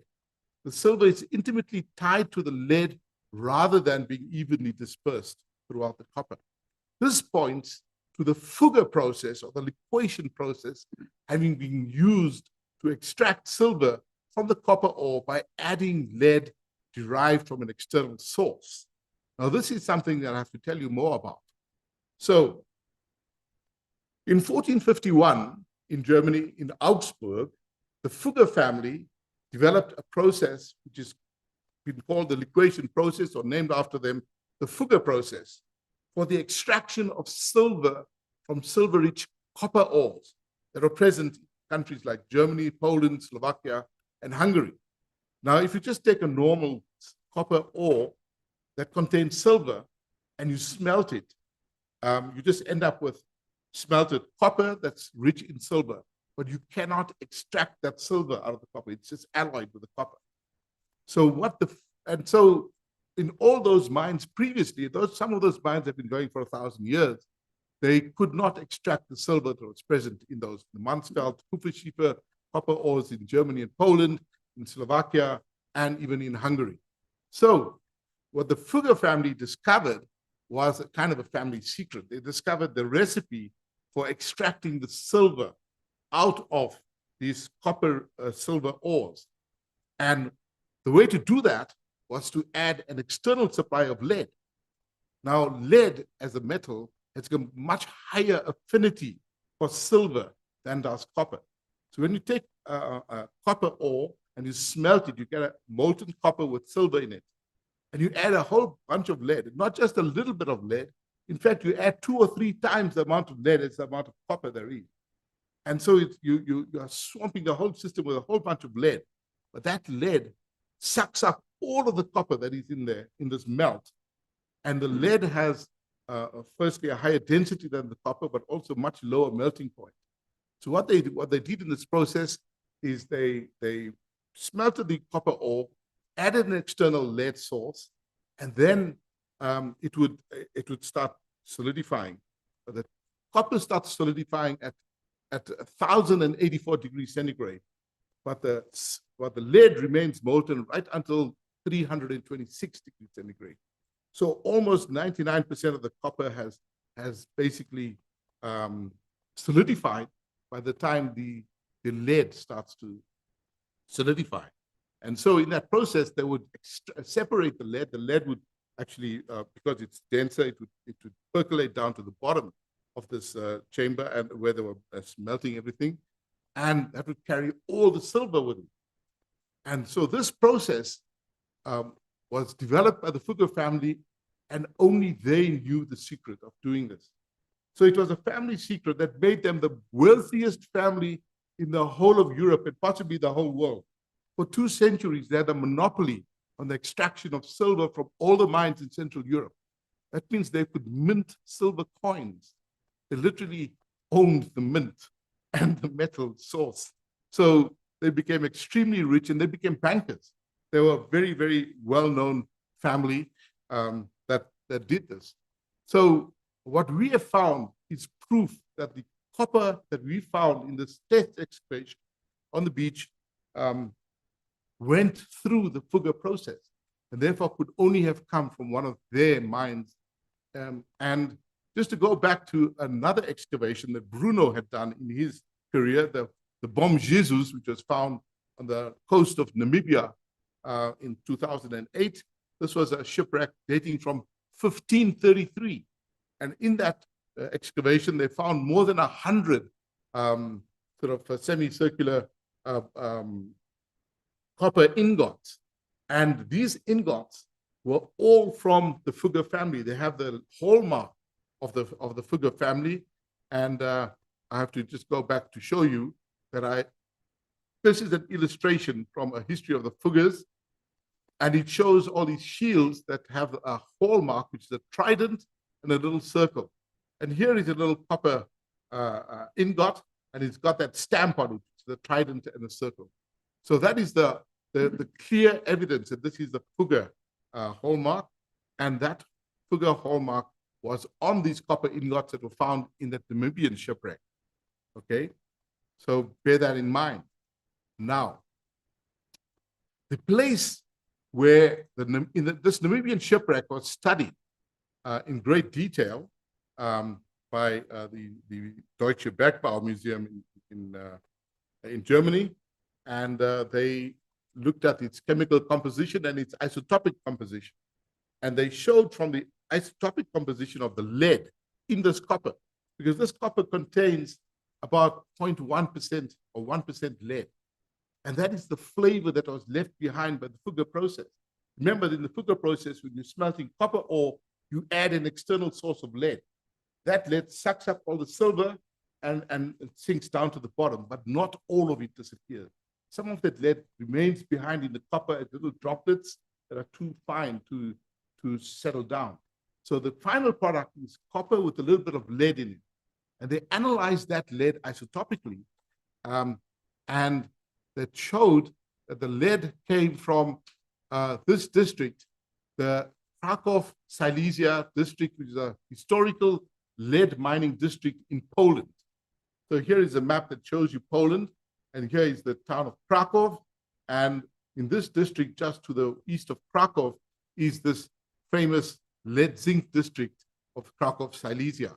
There are many, many different mines here, and they all have an isotopic composition, which I'll show you in the next slides. But to the south of that is the Slovakian copper mining district. To the south of that is a district for copper mines in Hungary, and to the north was the Kupferschiefer, and both in Poland and in Eastern Germany, where you had copper, silver ores that were mined historically in all these different areas. So these were the areas that the Fugger family controlled, where they mined the copper and silver ores, and then they added lead that came out of the lead zinc mines, and then they added it to extract the silver. And that made them very rich, because then they could extract silver, which nobody else could do before. So last year, I managed to visit these lead zinc mines in the Silesian district as part of the in-Hidjo meeting. So this is the ore, which consists of galena and sphalerite. Here's a cut slab to show you the two main minerals. The lead is the galena, which is the lead sulfide, and sphalerite is the yellow mineral, botryoidal sphalerite, which is a zinc sulfide. So it is this lead that was actually added to those ores. Now, a study was done of all of these lead zinc districts from at least 40 different mines by the United States Geological Survey in a paper published by Church and Vaughan in 1992. And they looked at the lead isotopic composition. Now, I don't need to tell you anything about lead isotopes. All you have to see is that they cluster in this diagram, which is plotting two of the lead isotopes, lead 208 and 207 versus lead 206. So what you see here is that all of the lead zinc mines in that district, they plot in this field. And when I add the samples that we analyzed from the copper cladding and the lead cladding from what we think is the Haarlem site F, you can see that they plot here, right slap bang in the middle of all the analyses that have been obtained for lead isotopes from that Silesian lead zinc district. And on this diagram, which is the same kind of diagram but expanded, so that it shows you not only the Silesian lead zinc district, which are all encompassed in this red circle, but other districts elsewhere in Europe. For example, over here are a whole bunch of points from Bleiberg, which is a famous district in Carinthia or Canton in Austria. And they plot in a very different field in terms of lead isotopes from the lead zinc district of Silesia. And here's another point I want to show you, and that is this blue point, which is plotting on this graph, right on the very edge of this graph. It's kind of impinges on my legend here. And this blue point represents the average, in fact, the exact composition of 26 mines in the Rio Tinto district of the Iberian copper belt, or the Iberian polymetallic belt in Spain and Portugal. And this is where Portuguese got both their lead and the copper from in the 17th century. And it plots very differently from the analysis that we've got. Our two analyses are the two stars, the red and the yellow star. That is the two analyses we did of the metals from our test excavation site F. So this really points to this be the lead in the cladding and in the copper as well, having come from this district. And we know exactly what it was used for. It was used for the Fugger process. That lead was mined by the Fuggers and added to the copper to extract silver. And I've shown that in the copper samples that we've analyzed, there are these globules of lead that are now cerussite or lead carbonate, and they have silver with them. So this proves that the Fugger process was used for those metals that we've recovered, and it really means that it's these miners in 17th century Poland in that Silesian district. This is a photograph taken from those mines, and they were mining this galena ore, and it is this lead that we find that was added it was mined and then transported up the rivers Vistula and Oder to the Baltic Sea, transported by ships to Amsterdam. That metal was used for construction of the Beosten ships, and that ended up on the beach in Cape Town. So this is the copper that was used for cladding in the shipwreck at Zone F, which points to it being the Haarlem. So this is, we think, the identity to Haarlem has been proved from this.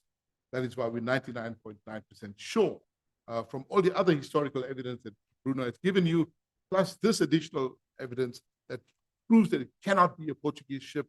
This is the smoking gun. But now the last thing that remained was to find the Haarlem. And we've already seen the efforts of doing the magnetic survey onshore that was done by Billy Steenkamp using a handheld magnetometer. And he found these various anomalies which we excavated, and we found these objects that we just described. So the next thing we did was we engaged, we were offered the services of Gurion Geoscientific Services, who offered to do an airborne drone survey over the same sort of area. And this was all flown with a drone. This is the drone that you see here. It has attached to it a magnetometer, and this is they're putting it into action. You can see the table mounted in the background, and they did the survey last year. And this is the drone in action. So it's got a big magnetometer hanging down, so on a sling, so that it's not interfering. It doesn't get interference from the drone itself. The magnetometer is then recording the magnetic signal coming from below. And this is the magnetometer in action. And they obtained the survey for us very quickly and gave us these results. So this is the magnetic survey. And these are the various types of geophysical processed information that they gave us. A total field looks like this. And this is the analytical signal. So it shows a much larger area than just those few spots that were found on the ground survey. And it shows many more objects that are magnetic, that are sitting on the ground in that area in the sort of intertidal zone between high tide and low tide that's sitting over there. So it just tells us there's more of those things than we have found, but it's not really the shipwreck itself, because for the shipwreck, we expect a much bigger anomaly due to the fact that you've got all those cannons and anchors sitting there. And so we needed to do one more thing, and that is to find a seaborne survey. Now, just by sheer luck, the Council for Geoscience had been doing just that for the whole of Table Bay. In the 2020s, in 2020, they published the results of the survey they had done for the whole of Table Bay, in which they had done maps like this. Now, this is the bathymetric survey that shows the depth of the water down to the seabed. But notice where the survey started. It didn't start on the shoreline. It started at 10 fathoms deep, because they couldn't get their instruments hanging under the boat in shallow water. They needed a clearance. So they needed a clearance of 18 meters, which is 10 fathoms. And from 10 fathoms deeper, they went with their instruments to record this survey. This is a very detailed survey that shows a bathymetry, and they have an interpretation of some of the things they found. They found an old river channel when the seabed was lower during the Pleistocene, and they can see sediment that was deposited by the river. You can see the river outlines shown on this map as well. So they found that. And then they also did a magnetic survey of that's exactly what we wanted to know. So we saw the results of their survey, and this was all published in 2010, but it was not very high resolution. But they did show up these big anomalies. These are dikes of the False Bay dike swarm, and they show up as big anomalies. But what we were interested in is this area close to the shoreline, which is where all our indications were where the Haarlem shipwreck should be. Notice also there is a slight little blue area here that shows up on their survey, but it wasn't high enough resolution. So what we did is we asked the Council for Geoscience if it was possible for them to cover that area close to shoreline during a time when there's super high tide, which happens once a month, during a period of calm weather. And then they could bring the instruments closer to shoreline. So they agreed to do that, but it took a while because they had to kind of fit it in with other projects they had done. They had already finished the Table Bay survey. They were still doing some follow-up surveys elsewhere. And eventually, in February of last year, they managed to fit in a little survey that they did for us close to shore in the area we indicated. So this is the survey they did. You can see the outlines. It's superimposed on a Google Earth map of the region. And this shows up the hotel, the Dolphin Beach Hotel, very nicely. It shows the anomalies that were found by Dion Vermaak, Billy Steenkamp rather, on the anomaly A, which we excavated and found a late 18th century ship from wood. And this is the anomaly that was excavated last, where we found the metal objects and the necklace. So this is what we think is the results of the Haarlem shipwreck and the iron objects that were found here. And look at their survey. They found another dike like they found in the rest of the survey, but they found two other anomalies. And there is one just close to the first shipwreck that we examined. And there is another one, a very significant one, down on this side. So now if I superimpose the three surveys that we've done, this is the original ground-based survey by Billy Steenkamp. This is the survey that was done with a drone. And if I just remove the previous one, then you can see the drone survey exactly fits the other one. And now this survey offshore shows a big anomaly just 200 meters away from the shoreline. And we think that this is most likely the possible location of the main Haarlem shipwreck, just offshore from the F anomalies where the lead and copper sheeting was found. And the other one is the unknown shipwreck, possibly from the late 18th or early 19th century shipwreck made of knotted pine, where we have dated the wood to that time period. So we think we have located finally the place where the Haarlem shipwreck remains buried. under the sea, and we've used modern techniques like geophysics to locate this, and with the help of all our friends. So the question is, okay, so we found the shipwreck. What do we do next? Where do we go from here? Well, the logical thing to do next is to test that big anomaly by drilling. And so we need to have a drill hole into the seafloor anomaly that was identified by the Council for Geoscience. And if wood is recovered, it needs to be dated and identified. If it's oak dating from the early 17th century, that would point uniquely to the Haarlem. And so you need to drill onto the seabed, something like this, perhaps a few meters down, not just a handheld auger like this one, but a proper drilling machine that will go down a few meters into the seabed to encounter this possible shipwreck and recover material from that. Once we have totally identified that this is the Haarlem shipwreck, at some point in the future, if there are sufficient funds and interest that has been generated, and with the support of the City of Cape Town, the provincial and the national government, the South African Heritage Resources Agency, and many generous sponsors and the general public, it may be feasible to excavate the remains of the Haarlem, to record the ship that led to the foundation of Cape Town and of modern South Africa. But how do we do that? Well, Bruno and his colleagues, Brown and Melville and Smith, they published a paper in Civil Engineering, it's a journal published in South Africa in May of this year, to show how this can be done. You can build, if this is the location of the shipwreck, you can build a coffer dam to exclude the sea and then excavate down to the level of the shipwreck, expose it, record it, and remove artifacts from there, and then rebury it. To do that will cost about 20 to 30 million rands, which we don't have. But it's for the future generations to work out how that should be done if they deem it desirable to do it. As Nazneen had explained, you can still leave it there for the future. So until all of this can happen, until such a time, the remains of the Haarlem will remain safely entombed under the stormy waters of Table Bay.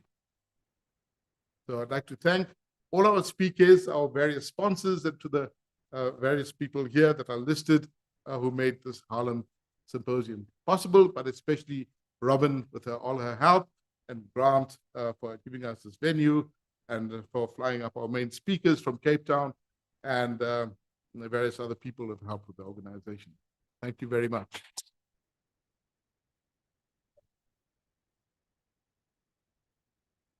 Now, if there is still some interest, people want to, there is a little video clip that was made during the 2018 excavations. And Bruno has a short video clip to show that, and also how we analyzed the age of the first shipwreck that we found, which turned out to be late 18th century, using the accelerated mass spectrometer facility down here at the Temba Labs and all of that. So you're welcome to watch that. It's a short clip for about, how many minutes is that, Bruno? Okay. Yeah, okay, so 3-4 minutes you could watch that. Thank you.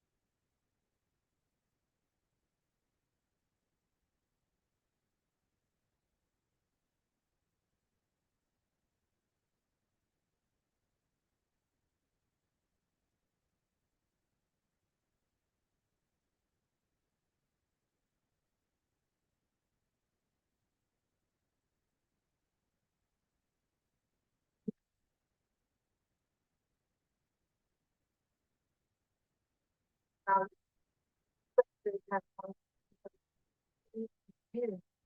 And then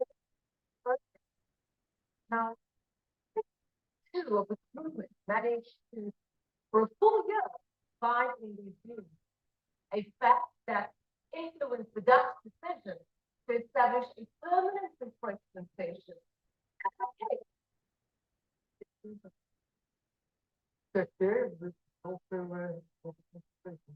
In the meantime, we'll go and check. But if you could focus on this, but it is too easy. I don't know how deep you can reach.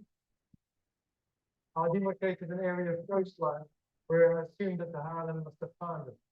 And proof of that, support for that was given by many strip maps they discovered in the Dutch state archives. And that shows a direct line drawn from the old port of the Ribe across the bay at this approximate location. The length of the line has been stated as 1.5 Dutch miles, and that results in a distance of about 11.4 kilometers. And that is exactly the area where we're standing in now.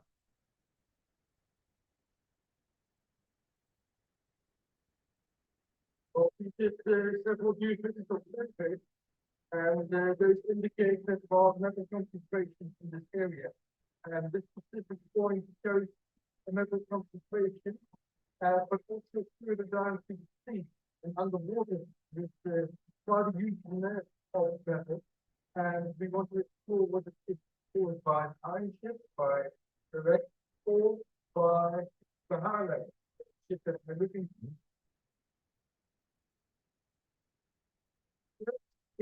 And it was probably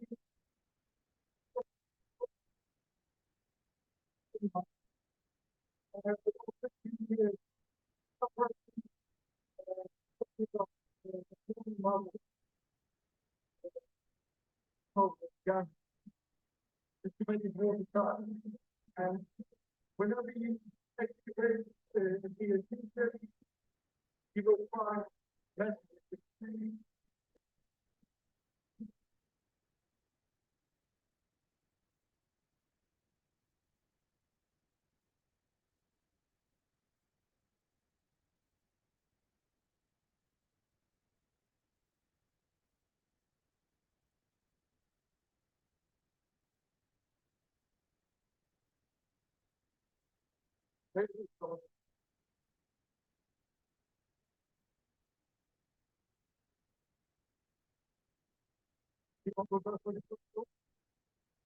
Of community school. There's clear cut marks in it has borehole, it is green, and it has two long ones. So that indicates that it must have been buried for long.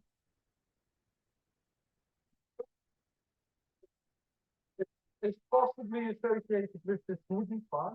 This is metal, and what I would like to have a look at is first of all its shape, and secondly, if it is forged or if it is carved. That it looks to me from a distance that it is forged. It's still early, but all the signs are very helpful. This in combination with what we found yesterday, there's the copper nails stacked. The piece of lead all leads me to the conclusion that we're looking here at a sailing vessel and something before the 70s. This is a very interesting object. This piece of thread, copper one, and see it has some flaws, which is an indication that what is very interesting is that the ends are tapered and bent. So you can imagine that this would into each other. And the next, when the crew was here in school, they were visited by people. And they thought it, and what is that for?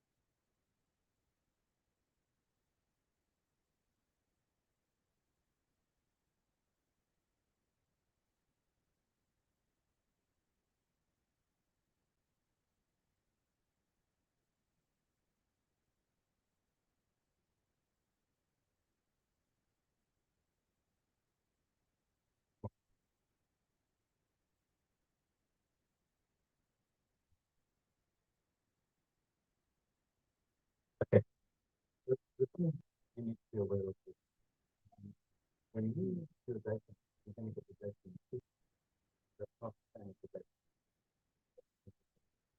data. So even within the tree, look at the ring, within a part is much older. And so when the data can be goes to the optimal, we should try and get a number of tree farms. Obviously, the younger is the oldest upper for the more we get, the more we individual reading. We are talking about 1 year. So we know that we get the carbon, that's something in that 1 year.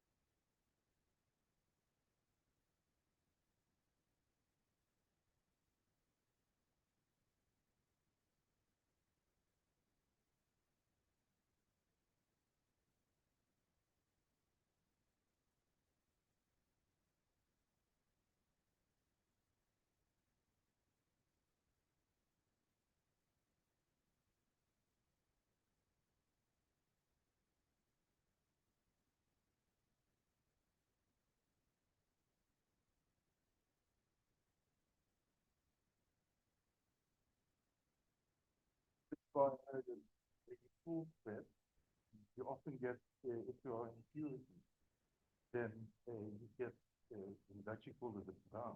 It's like a sliver. And then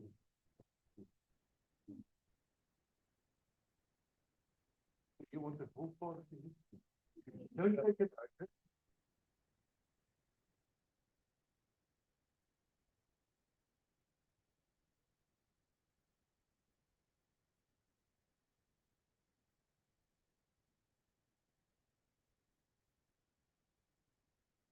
Well, okay, example two.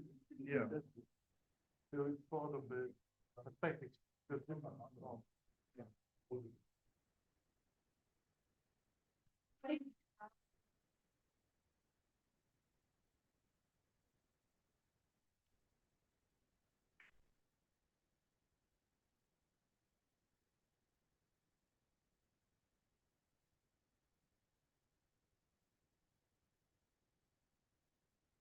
So, sorry, another comment.